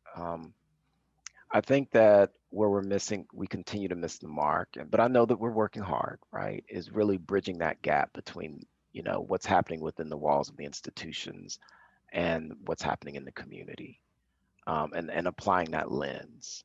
And so I'm really excited about the recent passage of the Racial Equity Achieves Results Act. That was legislation that was, oh my goodness, McDuffie introduced, that was passed, requires us to apply a racial equity lens in legislative decisions, right, and policy making. That is going to help us significantly. What does that mean? It means that before policy is actually, or legislation is approved, it's vetted through a racial equity lens. Meaning, if we do this, will one population be disproportionately burdened by this decision? And if so, then we need to go back to the drawing board and some changes need to be made because we want everyone to benefit. I think that when it comes to children, just from what people are telling me in the community, right, we're doing a better job making sure that services are available closer to people's homes, right, and that's making a difference for folks. But if you look at the statistics, we're still seeing some stark differences by race. And I think it goes back to communities that are just under-resourced, that are not designed for everyone to have the same experience as their neighbors on the other side of the city. And that's the work that needs to be done. And I think the Racial Equity Achieves Results Act is going to get us closer to that. And we need to do that in our own organizations, right? Are we applying racial equity lens in policies and decisions that we're making internally when it comes to how we're interacting with patients and family members and so forth? Dr. King, we have one more question in the chat before we go for a bathroom break for everybody. The question is, recognizing race as a social construct, what is your recommendation about documenting race in the medical record? It used to be documented and is no longer. What are your thoughts on that? No, I think that, so I'm glad you asked that question because I don't want to be misconstrued here. I think we still need to capture data by race. We need that information. But we also need to capture other data that we know inform our health, right? And so what I think what we want to see is that we have more that we're collecting, but we've got to find a way to do it efficiently so we're not overwhelmed and just burdened by it. But that's why it hasn't been done, because it is hard work, right? It's very complex. Our health and what shapes our health is very complex and there's lots of interaction.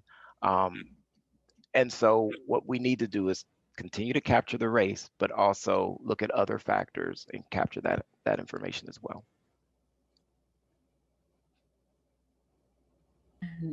Thank you so much. I think that was so insightful and just helpful as we're trying to think about, equity and, how we can go forward to make the systems that are in place better for everyone. So appreciate you. So we are going to have a little break. I would really suggest that everyone actually get out of your seat and do a little stretching. When you come back at 2:15, so again, that's 2:15 Eastern Standard Time, we're going to be going into our workshops. So when you come back, you'll be able to go into the workshop that you picked. Then you'll come back at around 2:45 to the main room for us to be able to put you into that second breakout room for your second workshop. And I'll let you know a little bit of the amazing guests who you may not have met yet, who will be hosting those workshops. So take a break. We'll see you at 2:15.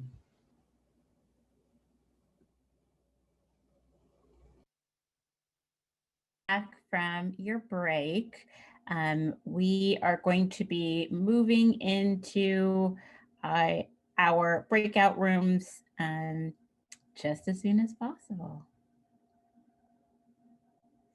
For those of you who don't remember or joined a little late, my room is creating an op-ed. We have another room about creating a testimony. And so we have social media, advocacy portfolio, communicating with representatives, and leveraging insurance coverage. So when we get back from our rooms, I will tell you a little bit about these hosts.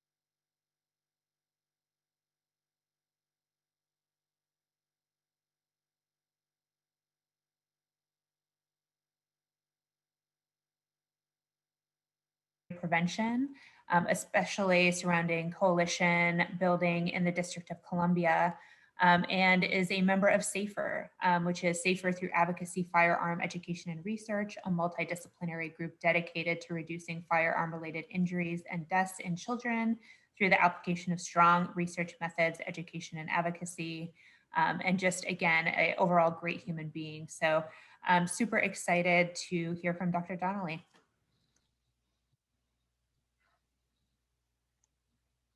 Hi, everybody. Yeah, so I am going to share my screen and we will get chatting. My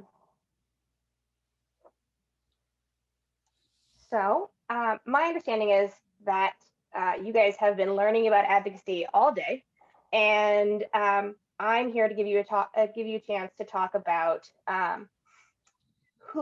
where you can now direct that advocacy. So I think Lenore actually gave me a great introduction, and we're going to skip right past who am I. And we're going to talk a little bit about how I plan my personal advocacy, because that plays into how I'm going to talk about firearm injury in the district and a program called Building Blocks DC. So my personal planning is I want to know the background behind the topic and know it front to back so I can answer any question.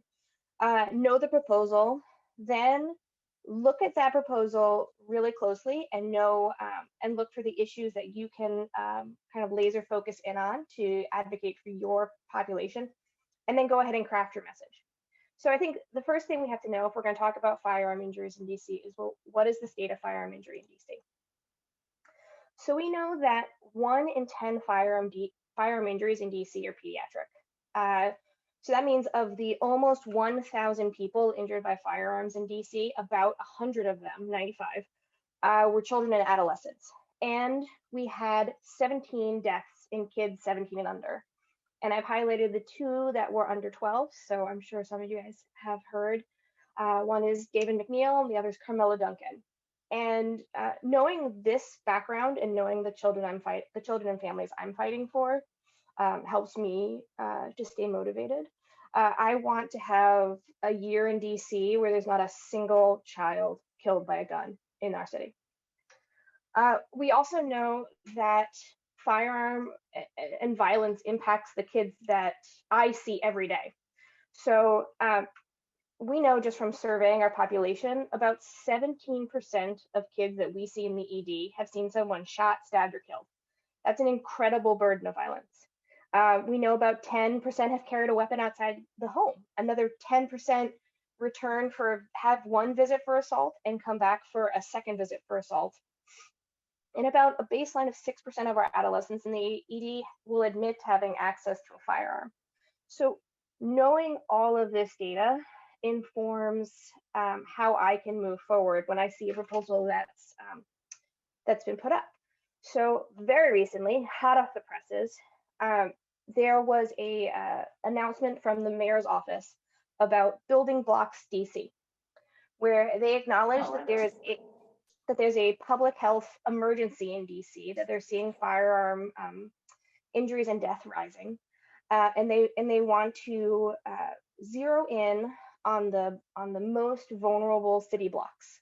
So they've identified 151 of the most vulnerable city blocks. They're going to focus on 3 for the kickoff, and they want to engage the people and the places in those neighborhoods that are at highest risk. And right now, they're putting up $15 million with more to come, which sounds amazing. They've listed some of their partners, which I'm not going to bore you and read all of these off.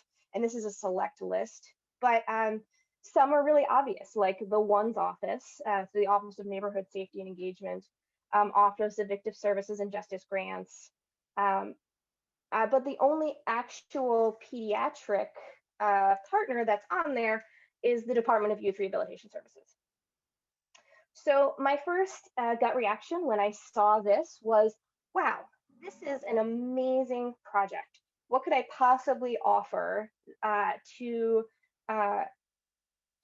out of my knowledge to make this an even better project? Let me take a closer look.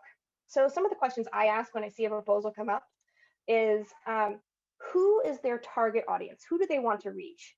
And does it match what I know about the problem? So in this proposal, there's no direct mention of pediatric specific supports. And from my personal experience in the ED, I know that there's a definite dearth of violence intervention programs and violence support programs for children in the district. So how does that match up?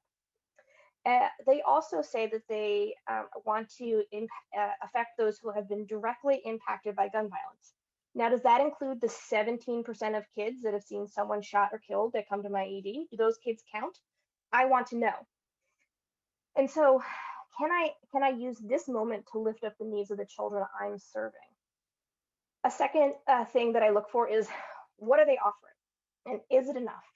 We talked about the lack of pediatric-based violence prevention programs. The hospital-based violence prevention programs through the Office of Victim Services and Justice Grants, we don't get a piece of that. It only goes for kids, for adults over the age of 18. So is this a moment that we can ask for supports to better serve our community through this program or through programs like it? And then the last thing I personally look for concerns are, who are their partners? Is there anyone we feel should or shouldn't be involved? So we know that Children's National isn't a partner, DCAAP isn't a partner, and from the initial things that have been put out, it's unclear what community groups are partners. So if there's a program that you know that really does great work in this area, you can have the opportunity to advocate for them having a seat at the table and making sure underrepresented voices are heard. Then what I think you guys are going to do next is craft your message. And I just wanted to share what was probably my personal favorite anti-gun violence messaging that I think Lenore is also very familiar. I actually got to speak on the Hill about this. It was when the NRA tweeted out that these self-important gun doctors should stay in their lane regarding gun violence. And instead of us being silent, we had a wave of social media posts that came out that really brought a lot of attention to this really, again, gun violence epidemic in our streets. And it reinforced the fact that we as physicians have a lot to say and can have a powerful platform to say it in. So with that, I am certainly happy to take any questions on this topic, but I wanted to keep it super brief because you guys have some crafting to do, if I understand right. But if you guys want to reach out to me about anything at all related to pediatric firearm injury and violence, that's my email. And otherwise, I will turn it back over.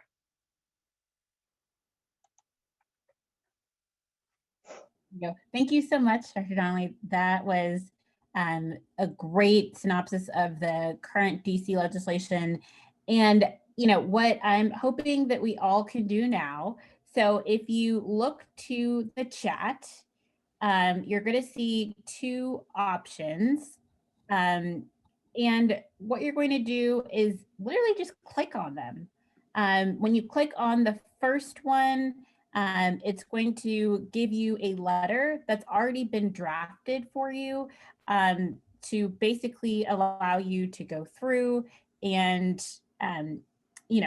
share share your experience, your passion, however you want to approach this. You can sign it. You can either send it snail mail, or the email address for Mayor Bowser is included, so you can email her directly. Or the second option allows you to get some ideas to be able to use social media to communicate directly. So when you open that one, it gives you some hashtag ideas. It gives you the important handles on Twitter to connect with the mayor's office, or also commenting and messaging their Instagram. So yeah, so my hope is that everyone will choose one of these mediums to share your message. So I'm going to give you all the next 5 minutes to at least get a start to do it. So I'm going to let you all do that and imagine some soothing music being played. Maybe I can find some.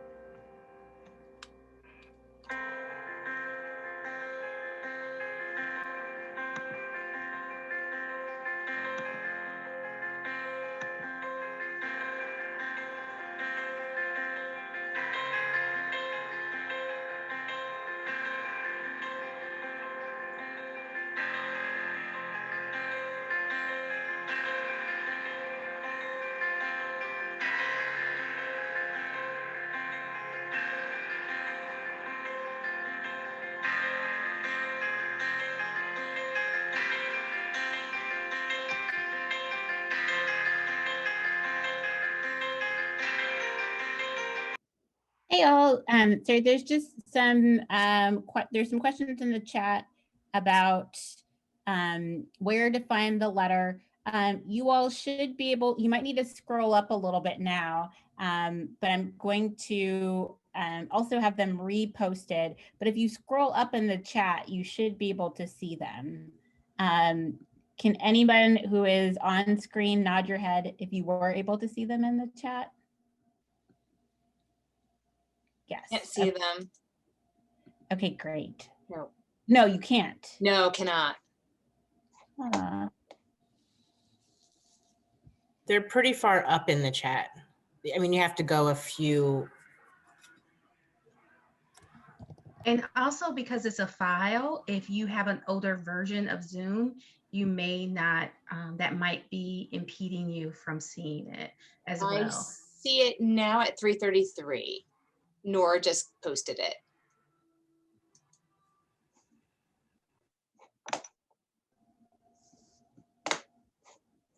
And if you can't access it, we can also send it to you the old-fashioned way at the end of the program. So you can have a chance to hopefully craft your message a little bit longer and send it off this evening.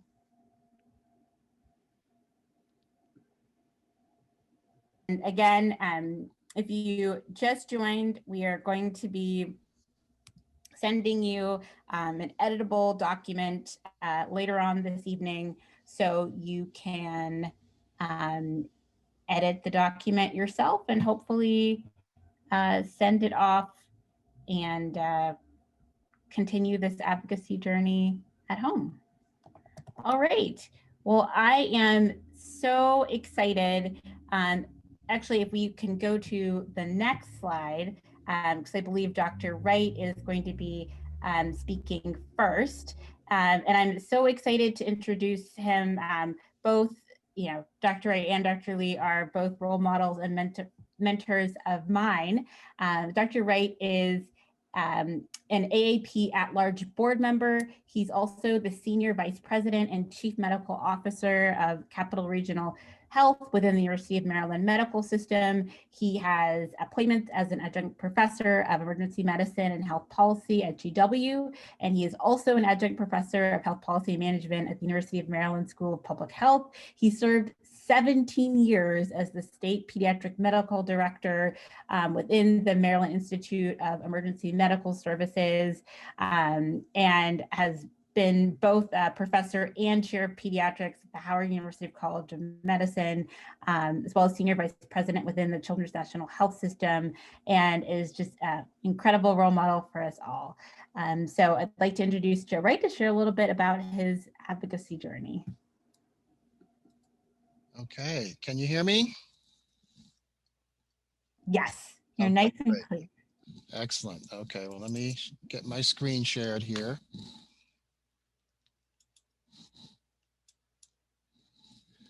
Okay, well, thank you, Dr. Galen. Thank you for the invitation to join the Advocacy Day. And I would just like to take a few minutes to have nothing of a financial or pharmaceutical nature to disclose.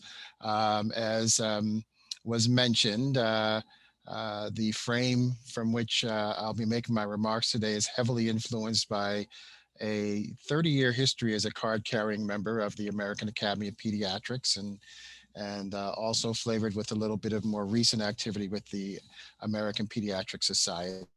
And the context for my perspective is built around this diagram, which kind of explains the whole path that I have lived, at least professionally, in the domain of advocacy. So as was mentioned, I am clinically a pediatric emergency physician. That has been my job, my vocation, and I spent literally 15 years with advocacy as my avocation, stacked on top of my job, and keep that number in mind, that 15-year number in mind. And it was after a lot of advocating for advocacy in my home institution of Children's National that we were able to get a foothold. And then as we move along this axis, that avocation began to become a vocation, my job. The role of leading the Child Health Advocacy Institute, which I will talk about in just a moment, became more and more the focus of my activities, so that the advocacy was no longer a avocation stacked on top of a day job, but became my administrative responsibility. And here, scholarly niche, which is very important in order to be a productive advocate within the academic realm. You must have an area of scholarly identity, and I'll talk a little bit about that. So I mentioned the Child Health Advocacy Institute, and this picture captures it all. 15 years ago, and I'm really proud to say that this is sustained. 15 years ago, the two smartest things I did, and as the inaugural Senior Vice President of the Child Health Advocacy Institute, was to hire Tysus Jackson and Lee Beers. You will see here that the supportive funding elements that are critical here are resources and leadership support. The people in this picture down here at the bottom are board members and they wrote a very big check for us to get started. And here up above is one of my mentors, Dr. Frederick Green, who, when I was an intern, was the only attending who was talking about child health advocacy, and really was a role model for me as a trainee. And as you will pick up throughout the course of my remarks, we did write about it, which is very important, particularly when we talk about the currency that's important in the academic medical center. So 15 years ago, Child Health Advocacy Institute.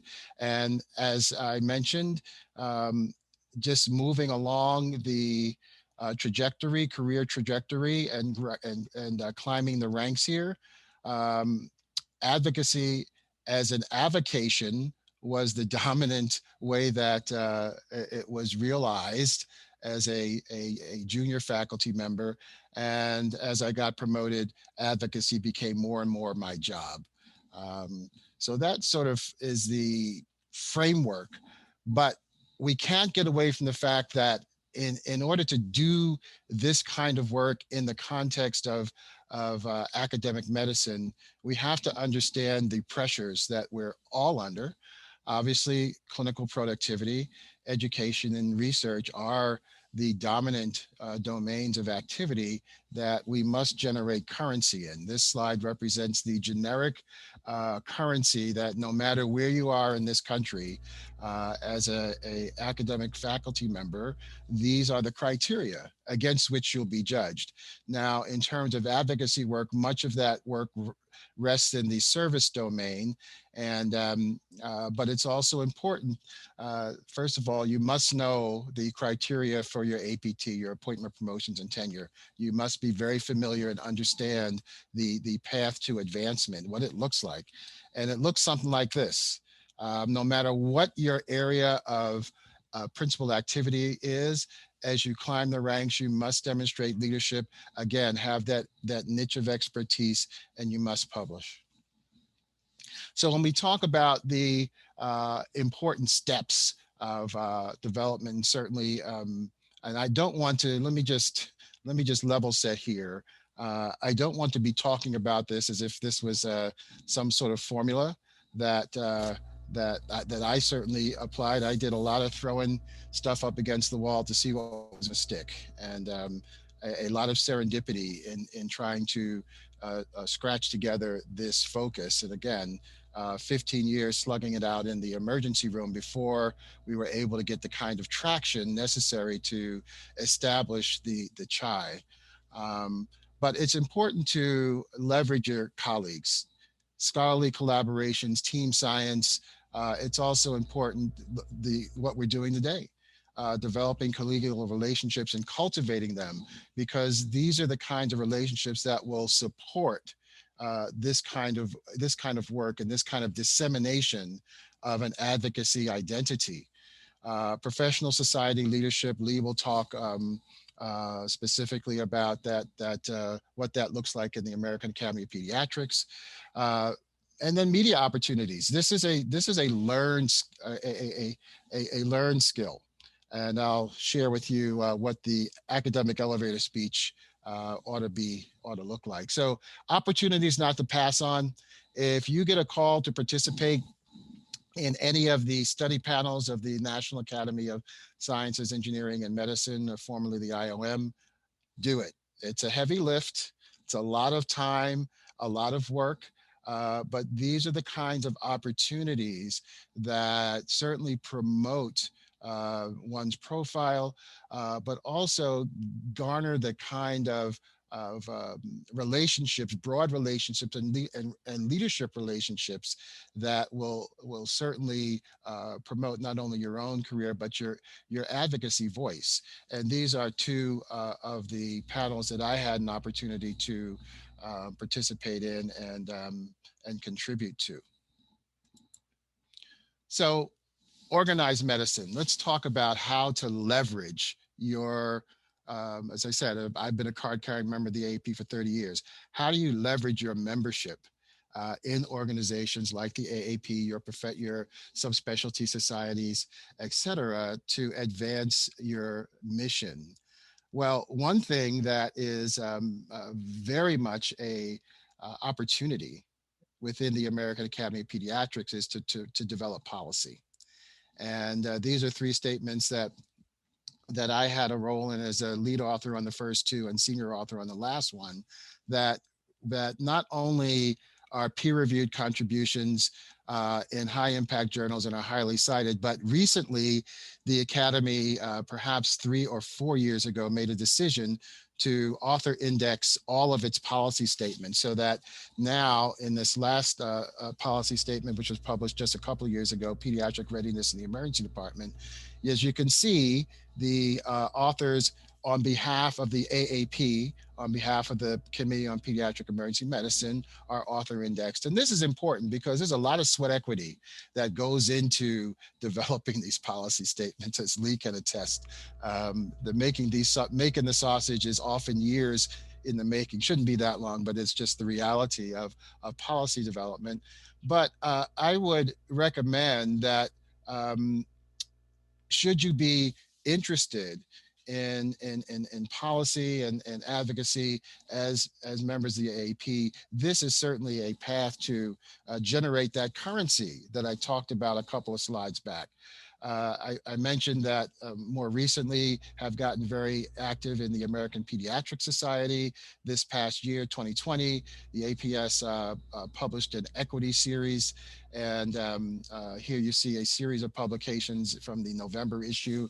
I would invite you to join us for this is a little commercial break here, but for an APS town hall on Monday on racism as a public health issue. It is open to all to join. You don't have to be a member of the APS to participate.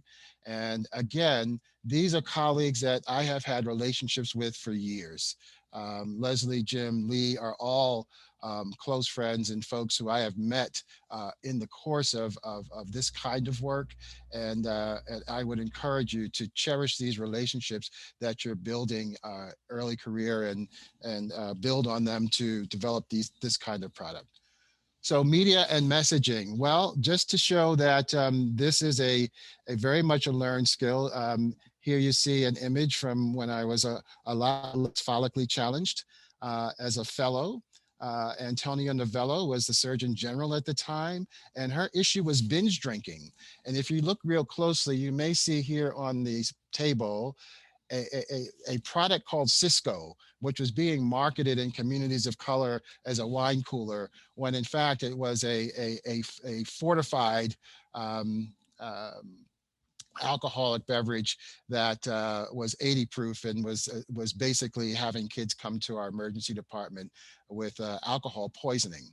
And this was the advocacy issue. I was a fellow at the time, and it was a great opportunity to take what was coming in front of my face clinically and to participate in this kind of activity. So we must learn to speak in clear and concise sound bites, which is something that in medicine, sometimes we have to practice. We have to learn to limit ourselves to the important points and avoid acronyms.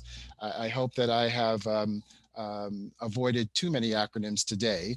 But again, in terms of message delivery, these are important parameters to learn and to practice, such that when you do get your moment for the elevator speech, you can deliver that elevator speech in an organized and concise fashion. This was an image from President Obama's first term during the healthcare debate, and the framework of the SEER method to summarize, elaborate with a couple of details, give the engaging anecdote. One thing as pediatricians that we always have the story. The kid I took care of last night, the family who's in my continuity clinic. This is a really important element of the elevator speech to really give it life, to keep it real, to be able to relate to your clinical experience, and then restate the summary. So everyone should have one of these in their hip pocket, whatever your area of passion or expertise is. You ought to be able to, if someone steps into a space where you can have a few minutes of their attention, to be able to deliver this kind of message. So finding your niche, developing that expertise, being innovative, teaching about it, research, and then writing about it. This is critical. In the domain, again, going back to those domains of advancement, no matter what you focus on, you will always be held to the criteria of publication. And you can be creative in that dissemination of your scholarly work. Everything doesn't have to be a product of a peer-reviewed placebo-controlled trial that is published in the New England Journal of Medicine. There are many ways to disseminate scholarly work. And I would encourage you all to, I know throughout the day, you've been working on some of these editorials, reviews, book chapters, some of the policy statements that I talked about earlier, commentaries, opinions are all valuable elements of an advocacy portfolio that I would encourage you to start to build. This was an editorial that was invited to do with one of my former chief residents, Evie Alessandrini, invited by the editor of JAMA Pediatrics, who was Fred Rivara, who was someone who we've known over the years. So again, relationships are important. We have, in the Washington Post, we have a international platform for information dissemination, and leveraging the Post is another important avenue to take advantage of if you are in this market as an advocate. And as such, I have kept a section on my CV for brief communications, which highlights some of the op-ed pieces. This one happened to be published in the Sunday paper, which probably got more eyes than any other type of publication that I have been a part of. So again, you need to be strategic. As I mentioned, there was a lot of serendipity along the path that I just described. But at the end of the day, you really have to understand what your interests and goals are and prioritize them, but then keep it real. What is the big picture? And certainly the big picture for me has been this group right here. So my wife, Frances, and sons, Justin and Christopher. And obviously keeping them top of mind always, even when they were, this is Justin and Christopher, when I was a newly minted attending at Children's, and some of the residents who were around at that time. My good buddy, Dr. Roderick King, who is someone that everyone should meet, Will Lawrence, Cliff Galanis. Some of you may know Cliff. He is back in the practice at Children's, and then Kevin Babb. So I will stop there. Happy to answer any questions, however you all would like to proceed. Let me know.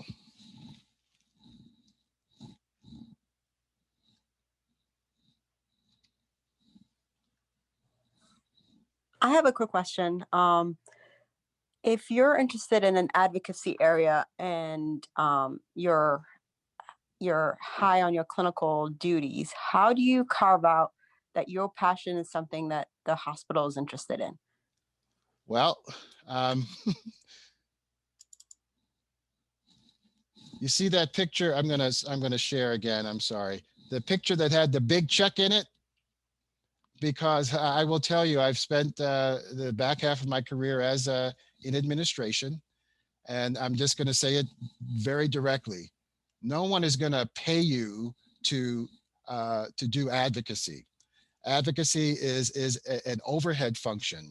There is no funding stream. Clinical work obviously has a funding stream when you bill for clinical care. Education has a funding stream through the AC, through the GME funding, and research obviously has its funding stream. So it is a challenge to really make that argument in the absence of resources to buy down your time. And so when I showed this image right here, moving from vocation to avocation, I spent a lot of time right here where doing the advocacy work was on top of a full-time clinical load. And it wasn't until we got to this point that I could make the argument of buying down clinical time in order to contribute to an advocacy portfolio for the institution. So a lot of that was built on grants. Lee can speak to that. Grantsmanship is in this cloud right here, being able to bring in resources to offset your clinical obligation. That has to be a part of the formula. When I talk about being strategic, that has to be a part of your planning. Thank you.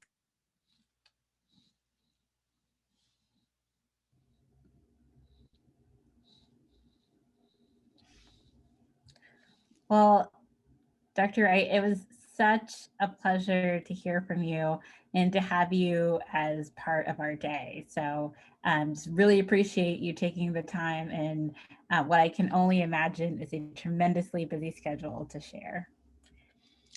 Thank you. No, you listen, this is home. This is home. Obviously grew up in the chapter and still am as I say, card-carrying member of the chapter, and delighted that to have this opportunity this afternoon. Thank you. Next, I am also very thrilled and privileged to welcome Dr. Lee Beers to speak with us. She was selected by peers to become the 2020 to 2021 president-elect of the AAP. She is an associate professor of pediatrics and the medical director for community health and advocacy within the Goldberg Center for Community Pediatric Health and the Child Health Advocacy Institute, formerly known as CHI, at Children's National Hospital. She's also the founding director of the DC Mental Health Access and Pediatrics Program and co-director of the Early Childhood Innovation Network, and really just a wonderful and well-known individual that I'm thrilled to have speak with us right now. Well, thank you so much. And I am actually also delighted to be here. I also have a few slides, so give me just a moment. All right, I think we've got this, good. All right, hold on one second. A relatively new computer, so good. All right, perfect. So like Joe, this is home for me. And so it's really, really delightful to be able to be here to share a little bit about my journey. I thought what I would do actually is I'm going to focus a little bit just on some of the pivotal touch points in my own career and some of the things I learned from that, which I hope will resonate with you as well. And we'll get there. But one of those touch points, it was actually when Joe hired me into the Child Health Advocacy Institute. It was actually, Joe says there are no positions that pay you to do advocacy, that I take a minor exception. There's a couple, and that was one of them. So, and it was a really important part of my career. So I'll talk through a little bit about some of the pieces of it. This picture here actually is a picture that I took of the AAP headquarters the last time I was there in person. And it's a reminder to me, and I guess all of us, that we really don't know where our journey will take us. When I was thinking about throwing my name in the hat to be president of AAP, I certainly had no idea that I would be taking on this. Well, first of all, it felt, it didn't necessarily even feel like something that would really happen.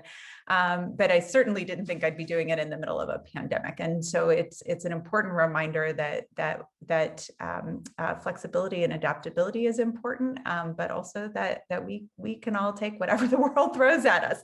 And that's an important thing to remember. So just as a little bit of introductions, actually, I'd love for folks to throw into the chat. I know there are lots of us, but just into the chat, just introduce yourself and where you work and what some of your advocacy interests and activities are. I suspect you may have done something similar at the beginning of the day, but it's at the end of the day now, and you're probably good to re-engage.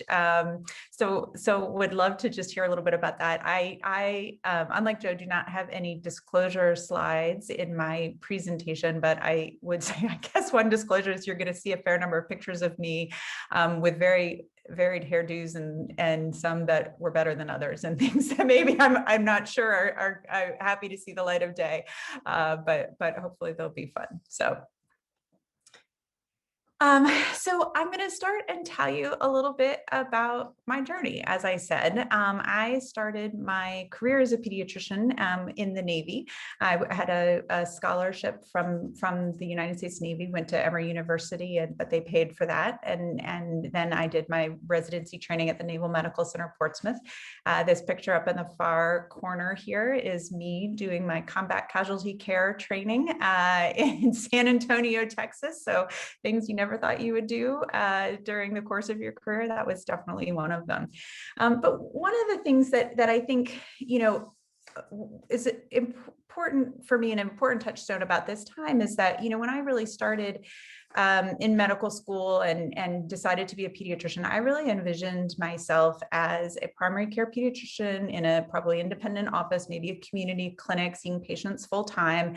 And I didn't really know a lot about all the other sort of aspects of a pediatric career that could be available to you.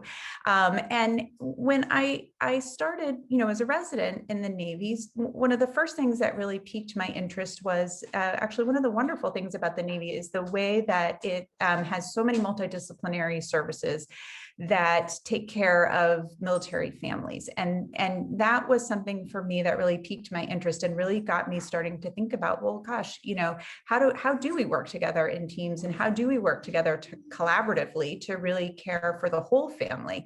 And so it started to pique my interest a little bit. And then the second piece, this is definitely in the category of hair that probably shouldn't see the light of day anymore, but that's all right. One of the other things that piqued my interest then, when I was a resident at the Naval Medical Center, Portsmouth, I became involved with what's actually now called the Section on Pediatric Trainees, but I left the original name in here, dating myself a little bit. We called it the Section on Residents.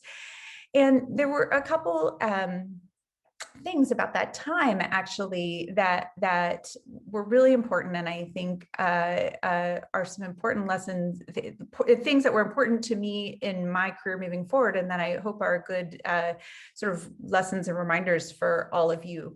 So the woman that I'm with on the right, it was one of my co-residents, and she actually was active in the AAP Section on Residents, and there was an unexpected vacancy in the kind of national leadership.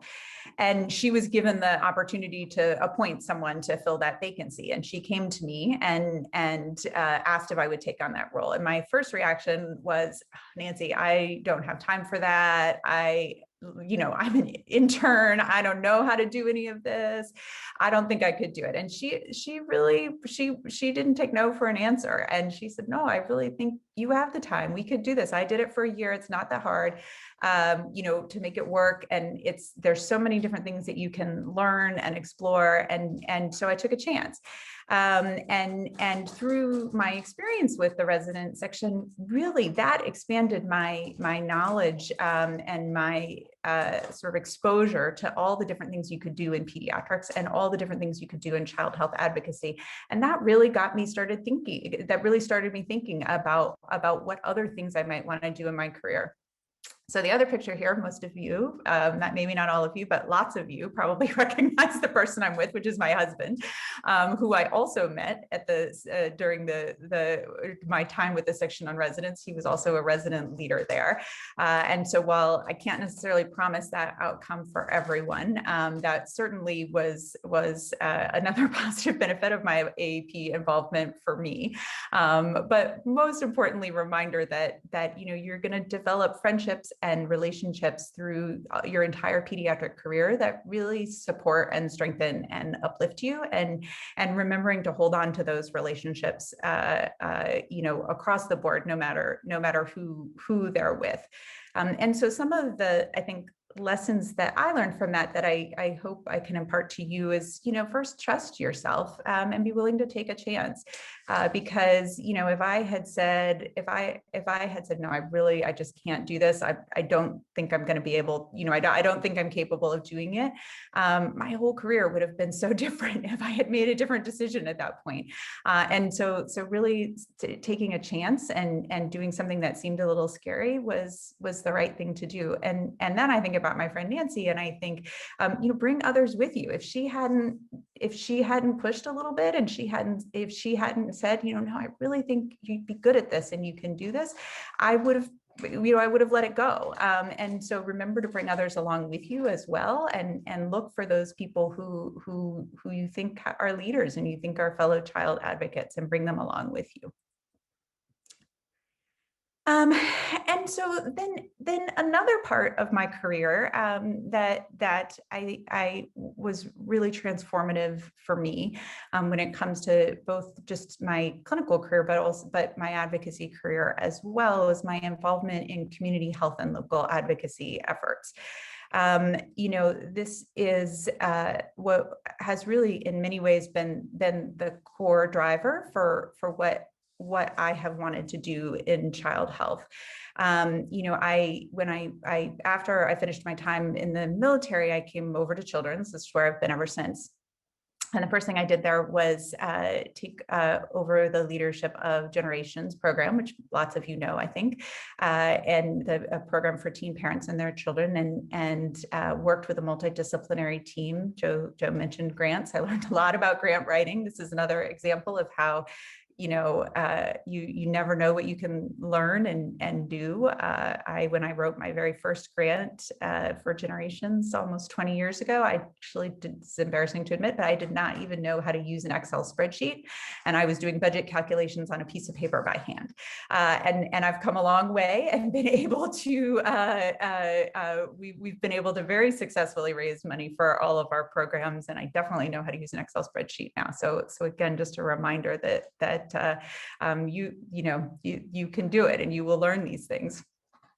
So, sort of through this work, as I got to know my patients in Generations, and I got to know the challenges that they were facing in their communities and schools and homes, and really just feeling frustrated by the fact that there were so many things that they faced that I couldn't help with from the pediatric office. That really, really pushed me outside the walls of the hospital, and it got me started talking to colleagues in the community and child health advocates and parents and community leaders and school leaders, and really started to realize the power of being able to both learn from your patients, but then also working together with families and communities and community leaders to really make a difference in child health. And so that's something that has been a really important part of my career for me moving forward. And I think are some really important lessons as well, which is, one, just learning from your patients and thinking about when you see, when you are meeting with a family, or you're doing your day-to-day work, or you're in clinic, what are the things that just really get to you? And they really just, you go home at night and you think, God, it just really shouldn't be that way. And maybe those are things for you to work on as an advocate. Just to sort of share with you what a couple of these other pictures are. Well, actually, lots of you probably know many of them. Some of you, I think, are in these pictures.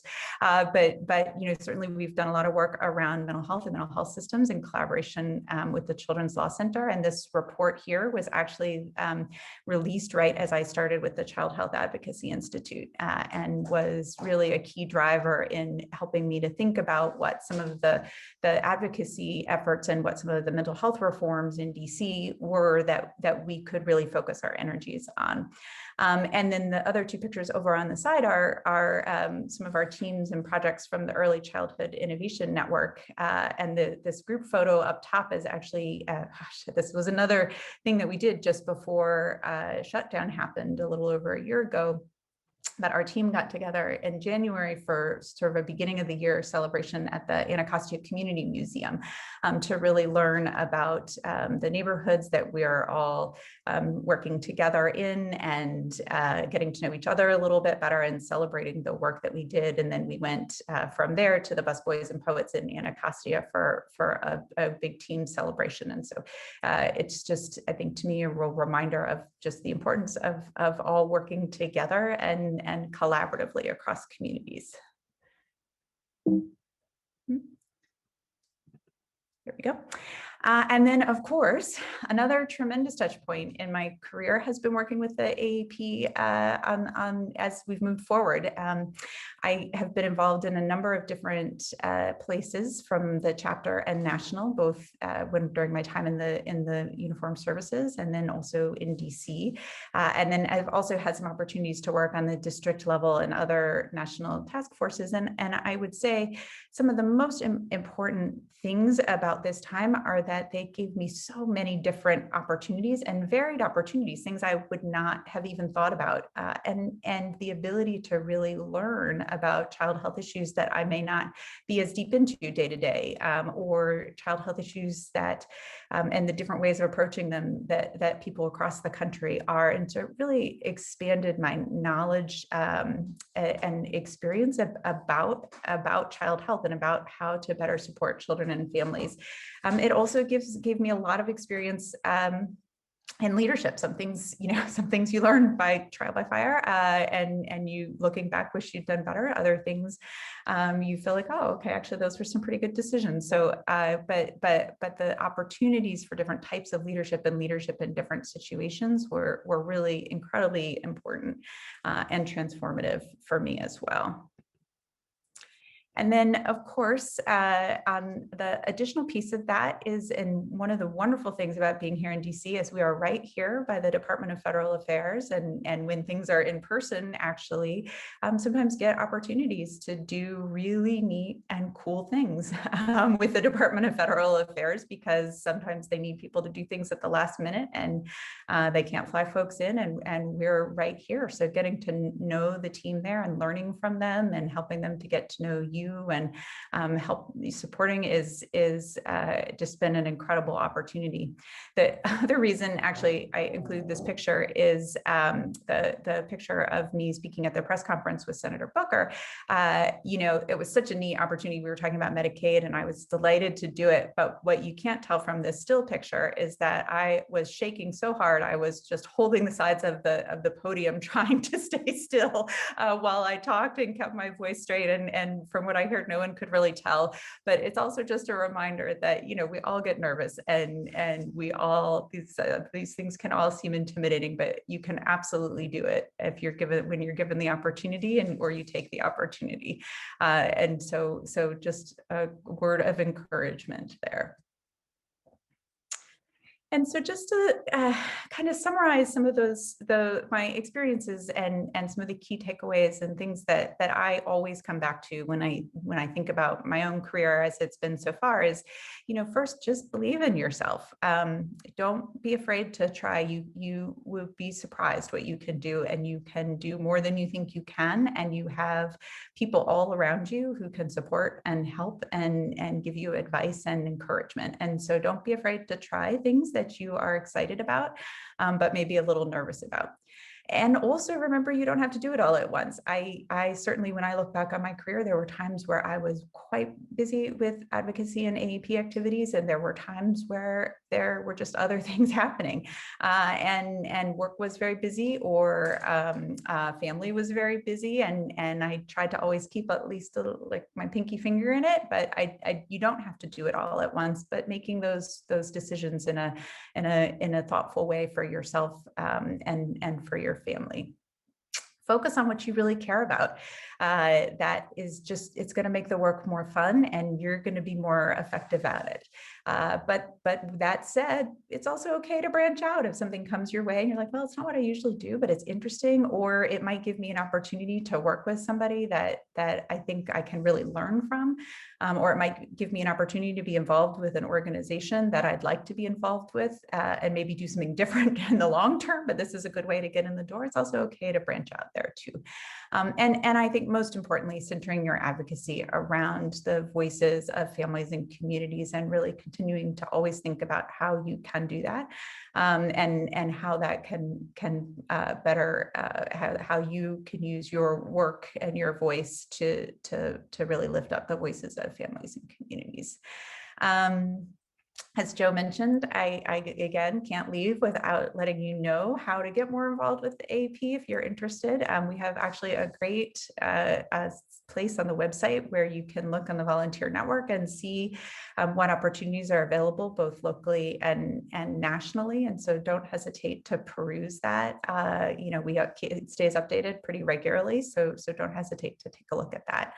And then, of course, if you're not involved in the chapter here, reach out to Tysus. I know she'll be able to find something for you to do. There's always work to be done. So don't hesitate to reach out and become more involved or engaged in chapter activities. So, and with that, I will go back to our screen. Thank you so much, Dr. Beers. I was wondering if anyone has any quick questions before we go forward.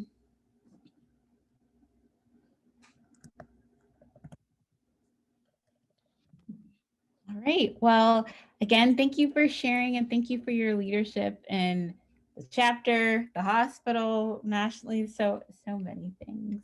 And thank you all so much for being here today. It really does. It takes all of us, and it takes each person working together. Well, I just want to take this opportunity to thank everyone for coming today and for participating. And I hope this is the beginning for some of you of your advocacy journey in the AAP. Please reach out to Tysus, and the emails that we've sent, that's the email that you can just reply to. If you want to become a member, we'd love to have you. There's so much work to be done, as we've shared. I do want to take some time for some thank yous. I didn't get a chance earlier to introduce and thank some of our workshop participants. So I want to especially thank Dr. Abby Nerlinger. She's at Pediatric Hospitals at Nemours in Wilmington. She was one of my co-fellows in the hospital medicine program. So I have all of the love and respect for her and really appreciate her time. And she is an advocacy portfolio master. So I really hope that you all learned and enjoyed her presentation. I want to thank Ms. Sarah Hoffman, who's a program manager with the Community Mental Health Core Team at Children's National, who shared her invaluable insurance advice. Want to thank Ms. Amongho Ofomata, who was from the AAP and the Director of State Advocacy, who shared creating your testimony. She has so much experience in terms of both at the mayor's office, Capitol Hill, the DC Department of Health, and the list goes on. So I'm so glad she could be with us. And then last but not least, also Dr. Natasha Ramsey, who is one of our adolescent medicine fellows, who shared about crafting and how to go about using social media to leverage. She herself has started a social media campaign called COVID and Beyond, aimed at youth. And I mean, who better to learn it from than someone who is actually doing it in real time? So again, thank you to all of them. Special thank you to Dr. Kirsten Hawkins, who brought her residents here. We're so thankful. Thank you again to Dr. Lenore Jarvis for her leadership in the AAP, for Tyson Jackson, sorry, Tyson Jackson. Oh my goodness, guys, I'm sorry. I must have been talking a lot today. I could say that 5 times fast. So she's been so helpful in bringing this together, as well as Dr. Elizabeth Lawton, who was so helpful with the PowerPoint and crafting the social media message. And of course, both Amila and Chichi for their technological help and doing all of the, back when we used to do theater, and then at the end of the show, they would have like the stagehands and the text and all of that come out. Then we clap for the orchestra. That's what I feel like this is. So super thankful for all of these folks behind the scenes and the committee who stuck with me through those 5 p.m. meetings. I appreciate all of you. And by some amazing twist of fate and miracle, we're only running 5 minutes behind. So that will allow me to say one more thank you to Dr. Miranda Ward, Dr. Donnelly, Dr. Wright, Dr. Beers, the other Dr. Donnelly, so many Donnellys in one place, but just so thankful again for sharing your time and your talents with us. So we are now going to go into the networking breakout session. So what this is it's a time to, you've been listening to amazing speakers talk all day, but this is the time to actually get to chat and get to know the people who have been here with you. I'm hoping that it's a time to also connect. A lot of you, when Dr. Beers were speaking, placed your interest in the chat. I want to get to know all of you and take on projects. So this would be a nice time to see if there are people with similar interests that could, get those grants, write those papers, do those op-eds. All of that is so much easier with collaboration. And then last but not least, I've said that 5 times, but I promise this is the last thing. Please do the evaluation. We put it in the chat. Please evaluate all of the speakers and workshops that you went to individually, and make sure you evaluate the program as a whole. This is our inaugural event. We're hoping to continue it, and of course, maybe one day even do it in person. But that being said, there is something nice about being able to attend, particularly for those of you who were also precepting, doing clinic on the wards, all the things that we kind of were not able to do if it's in person. So maybe it'll be a hybrid. Time will tell. Again, thank you all. And if you just hang on tight, because you're going to be placed into your breakout rooms. We have a wonderful set of DC AAP leaders and advocacy rock stars who are going to be the the facilitators in the room, who will share a little bit about their journey and then also elicit a little of yours. Thanks.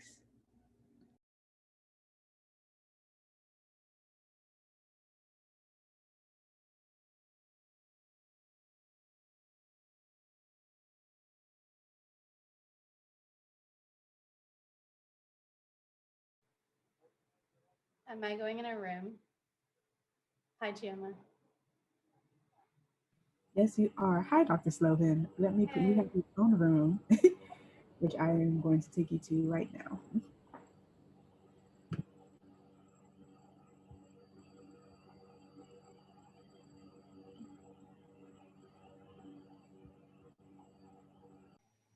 And I am going to, I'm going to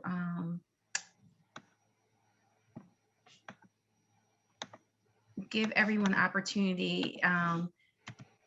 If you would like to fill out your evaluation now or later, we would love to have your feedback too. So I just posted it in the chat. Okay. So is that the only way we're going to be able to reach it, or can we, are we going to get it sent to us separately? We can send it to you separately. We're going to do a follow-up. If you want to use the QR code, and you just put your phone up to the QR, and then you can take a picture, and it will take you to the evaluation as well. Oh,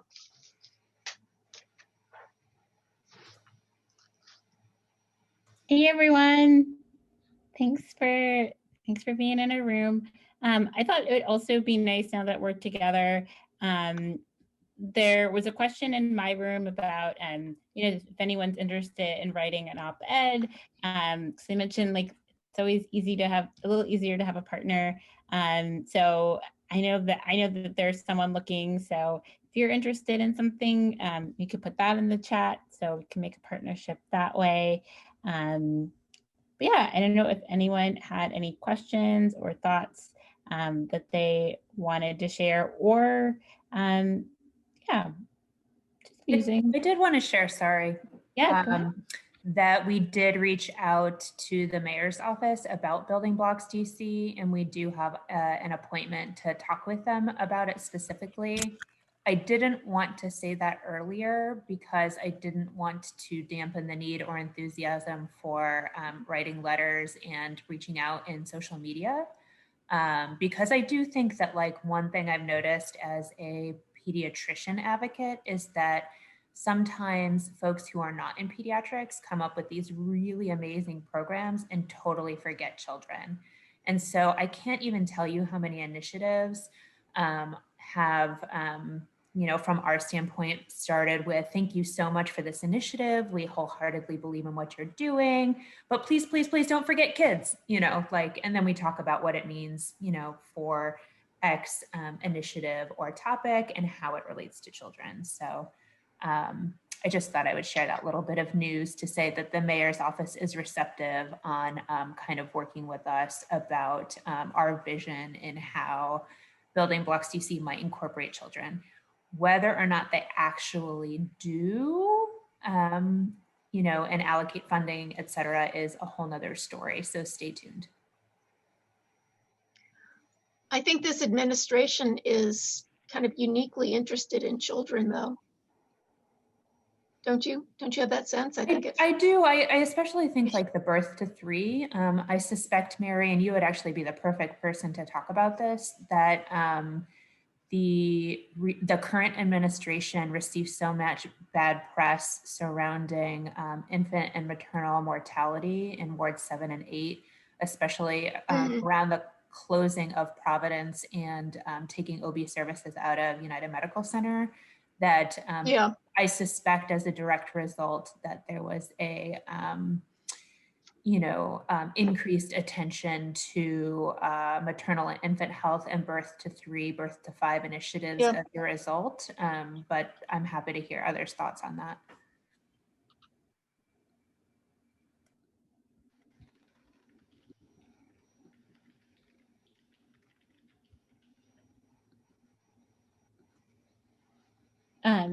A little bit of a different question, but very well, we were picking your brain.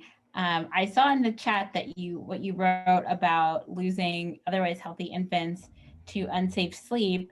And I was just curious, as a neonatologist, if there was any kind of initiative that you were doing around this at Children's or in the larger area, or if you were looking for like partners or so right, I'm trying to join well, we don't have any unique initiatives. I mean, in our own personal nursery, we are trying to model safe sleep, because but we have a unique situation. We're an intensive care nursery. We do a lot of poor modeling when the kids are sick, and then we try to move to a better model of what safe